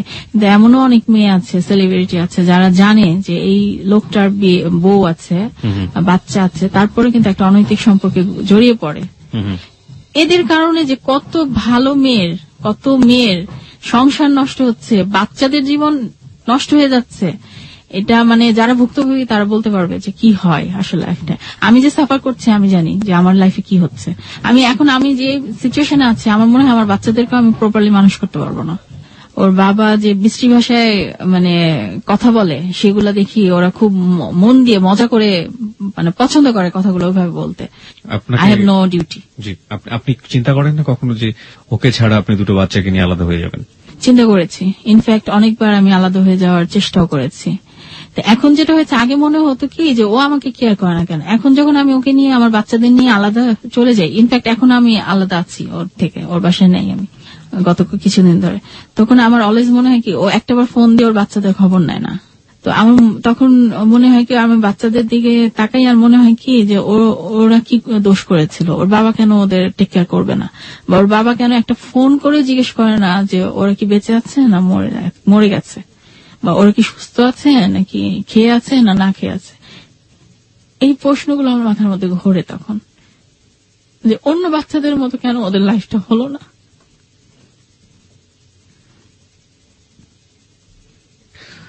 আপনি কেন ডিভোর্স দিচ্ছেন না তাকে? ডিভোর্স দিচ্ছি না এর একমাত্র কারণ হচ্ছে আমার বাচ্চাগুলো ওকে ছাড়া থাকতে পারে না। বিশেষ করে আমার ছেলেটা, ছোট ছেলেটা খুব কান্নাকাটি করে, রাত্রি ঘুমাবে না, উঠবে বলবে আব্বুর কাছে আমাকে নিয়ে যাও, এক্ষুনি একটা গাড়ি আনো আমাকে নিয়ে যাও আব্বুর কাছে, আমি থাকবো না এখানে। মানে ওর বাবাকে খুব মিস করে, মেয়েটাও করে, মেয়েটা এক্সপ্রেস করে না, আর ছেলেটা খুব ভায়োলেন্ট হয়ে যায় তখন ওর বাবাকে যখন ও কাছে না পায়। এমন হয় যে রাত 12টা বেজে গিয়েছে, আমার ছেলেটা জেগে আছে যে কখন ওর বাবা বাসা ফিরবে, বাবার সাথে কথা বলে দেখা করে তারপরে সে ঘুমাতে যাবে। এবং সকালবেলা যেহেতু আলাদা ঘরে ঘুমায়, ওর বাচ্চাদের সাথে তো ঘুমায় না, আমি আমার বাচ্চাদের সাথে শুই। আর ঠিক সকালে যে মোমেন্টে ঘুমটা ভাঙবে, ঘুমটা ভেঙে আমার দরজাটা খুলে, আমার বেডরুমের দরজাটা খুলে ওর বাবার বেডরুমে যাবে, গিয়ে নক করবে, নক করে ওর বাবার সাথে ও মিনিমাম আধা ঘন্টা জড়ায় ধরে বাবাকে শুবে, ঘুমাবে, তারপর ওর দিনটা শুরু হবে। যে এই বয়সটা তো বাড়ন্ত বয়সে তো বাবা মা দুজনকে প্রয়োজন। যখন বাবাকে হারিয়ে ফেলবে তার একবারের জন্য, তখন তাদের যে কষ্টটা হবে, যে মানসিক কষ্টটাই ভুগবে, সেটা আমি মা হিসেবে ফিল করার চেষ্টা করি যে আমি কি মা হিসেবে আমি এই কষ্টটা তাদেরকে দিব নাকি দিব না। না, সেটা ঠিক আছে, কিন্তু আমার একটা জিনিস জানতে ইচ্ছা করছে যে ইন ফিউচারে তো তারাও কষ্ট পাবে, তারাও তো ওই জায়গাটা থেকে কষ্টটা পাবে, পেইনটা পাবে। সো ওই পেইনটার কথা চিন্তা করে আপনি কেন এখন তাদের জন্য হার্ড স্টেপটা নিচ্ছেন না? আরেকটা কারণ হচ্ছে আমি তো টোটালি জবলেস এখন। এখন ও সংসারে যাই দেখ, যেমন শ্বশুর বাড়িতে আমার তো ভাড়া লাগছে না, আমার শ্বশুর বাড়ি আছে, ওখানে থাকছি। আর খাওয়া দাওয়াটা হচ্ছে যে সংসারের বাকি যে খরচটা, সেটা হচ্ছে যে অনেক অপমান হয়ে, অনেক মানে কথা শুনে হইলেও মানে আমার শাশুড়ি সেটা বিয়ার করছে, অল্প দিক আর বেশি দিক মোটামুটি চলে যাচ্ছে। আর বাকিটা আমার বাবা মা যতখানি আমাকে সাপোর্ট দিতে পারে দেয়। দুটো বাচ্চাকে নিয়ে আলাদা তখনই আমি থাকতে পারবো যখন আমি মানে সেই আমার কনফিডেন্সটা গ্রো করবে যে না, আমি তাদের মানে খরচটা বহন করতে পারবো, তাদের ভরণ পোষণ, এডুকেশন, সমস্ত কিছু, একটা বাসা, আলাদা বাসা ভাড়া নিয়ে থাকা। লাস্ট একটা প্রশ্ন আপনার কাছে, সেটা হচ্ছে যে মানুষটাকে আপনি এত সমস্যা সবকিছুর মধ্যে, ভালোবাসার মধ্যে, সবকিছুর মধ্যে দেখেন, সেই মানুষটা যখন আপনাকে খুব ক্লোজ, খুব ইমোশনাল টাচে আসে, কিংবা খুব আমি যদি বলি যে একদম খুব কাছাকাছি আসা, হাজব্যান্ড ওয়াইফের যে কাছাকাছি আসাটা, সেই মুহূর্তে আপনার ফিলিংসটা কি হয়? ইন্টিমেটলি আপনি নিজে বুঝতে পারছেন আমি কাছাকাছি বলতে কি বলছি, তখন আপনি কি ফিল করেন? তখন আমার একটা জিনিস খারাপ লাগে, তখন আমার মনে হয় কি যে ও গতকাল কার সাথে ছিল, কার সঙ্গে ছিল, এটা তখন আমার মাথায় চলে আসে। যে ও যে আজকে আমার সাথে এই মোমেন্ট আমার সাথে আসছে, আমার কাছে আসছে, এর আগে ঠিক আগের মুহূর্তে কার সাথে ছিল, নিশ্চয়ই কারোর সাথে ছিল। তো তখন আমার মানে নিজেকে নিজের কাছে ছোট মনে হয় যে আমি কি ওই লেভেলের হয়ে গেলাম, ওই রকম মেয়েদের মতো হয়ে গিয়েছি। এই জিনিসটা আমার মাথার মধ্যে স্ট্রাইক করে। এর জন্য আমার মনে হয় কি আমি ওর সাথে আমি ফ্রিলি আমি মিশতে পারি না। আগের যে আন্তরিকতা ছিল, যে ভালোবাসাটা ছিল, এই ভালোবাসাটা এতকাল পরে আর নাই আমাদের মধ্যে, সেই সম্পর্কটা আর হয় না। আসলে আমার মানসিকভাবে আমি পারি না রিলেট হতে কখনোই। আমার তখন অতীতের এমনও হয়েছে যে খুব কাছাকাছি আমরা অন্তরঙ্গ মুহূর্তে আমার মনে পড়ে যাচ্ছে ও কোন মেয়েকে কি মেসেজ পাঠিয়েছিল, কার সাথে খুব হেসে কথা বলেছে, বা কার সাথে কোন ফ্ল্যাটে গিয়েছিল, এই ঘটনাগুলো আমার মনে পড়ে যায়। তখন আমি আর কিছু করতে পারি না। আমি এখন এমন একটা মানসিক কন্ডিশনে আছি যে বলতে পারবো যে মানসিক দিক দিয়ে মনে হয় এক ধরনের বিকলাঙ্গ, বলে না বিকলাঙ্গ, আমি ওই টাইপের। আমরা একটা হ্যাপি ফ্যামিলি হতে পারতাম, আমার একটা মেয়ে, একটা ছেলে, আমাদের ব্রাইট একটা ফিউচার হতে পারতো, কেন করলো না? শুধুমাত্র জাস্ট ওর একটা অভ্যাস, মানে ইয়ে করা, এগুলোর জন্যই তো জীবনটা পুরো ধ্বংস হয়ে গেল। শুধু আমার না, আমার দুটো বাচ্চার জীবনও ধ্বংস হয়ে গেল। জাস্ট এগুলো আমার মাথার মধ্যে তখন ঘুরে, আমি তখন রিলেট হতে পারি না আসলে ওর সাথে। আসলে তোর লাইফে কোনো প্রবলেম নাই, কারণ ও তো সাময়িক আনন্দ চায়, সাময়িক আনন্দ ফর দ্য টাইম বিং সে পাচ্ছে। সে যেখানে যাচ্ছে খুব মাতিয়ে রাখে সবাইকে, সবাই বলে যে আপনি তো খুব জলি মানুষ, আমাকেও বলে আপনি তো, তোমার হাজবেন্ডটা খুব জলি, সবার সাথে হাসি ঠাট্টা করছে। ওর ভেতরে আমি দেখি না খুব ডিপ কোন ফিলিংস কারোর জন্যই, বাবা না, মা না, বউ না, ভাই বোন না, কারোর জন্য না, সন্তান না, কারোর জন্য ফিল করে না। গল্পের সব আসলে লুনাই বলে দিয়েছেন, আসলে এখানে আলাদা করে কি বা বলার আছে। গল্পটা এখানে শেষ হচ্ছে। তবে আমরা একটু পরে আবারও ফিরবো। গত সপ্তাহে যিনি এসেছিলেন রবিনের গল্প আমরা শুনবো, এবং লুনার আসলে গল্পে যা সাজেশন দেবার লুনা তা নিজে দিয়ে দিয়েছেন, এবং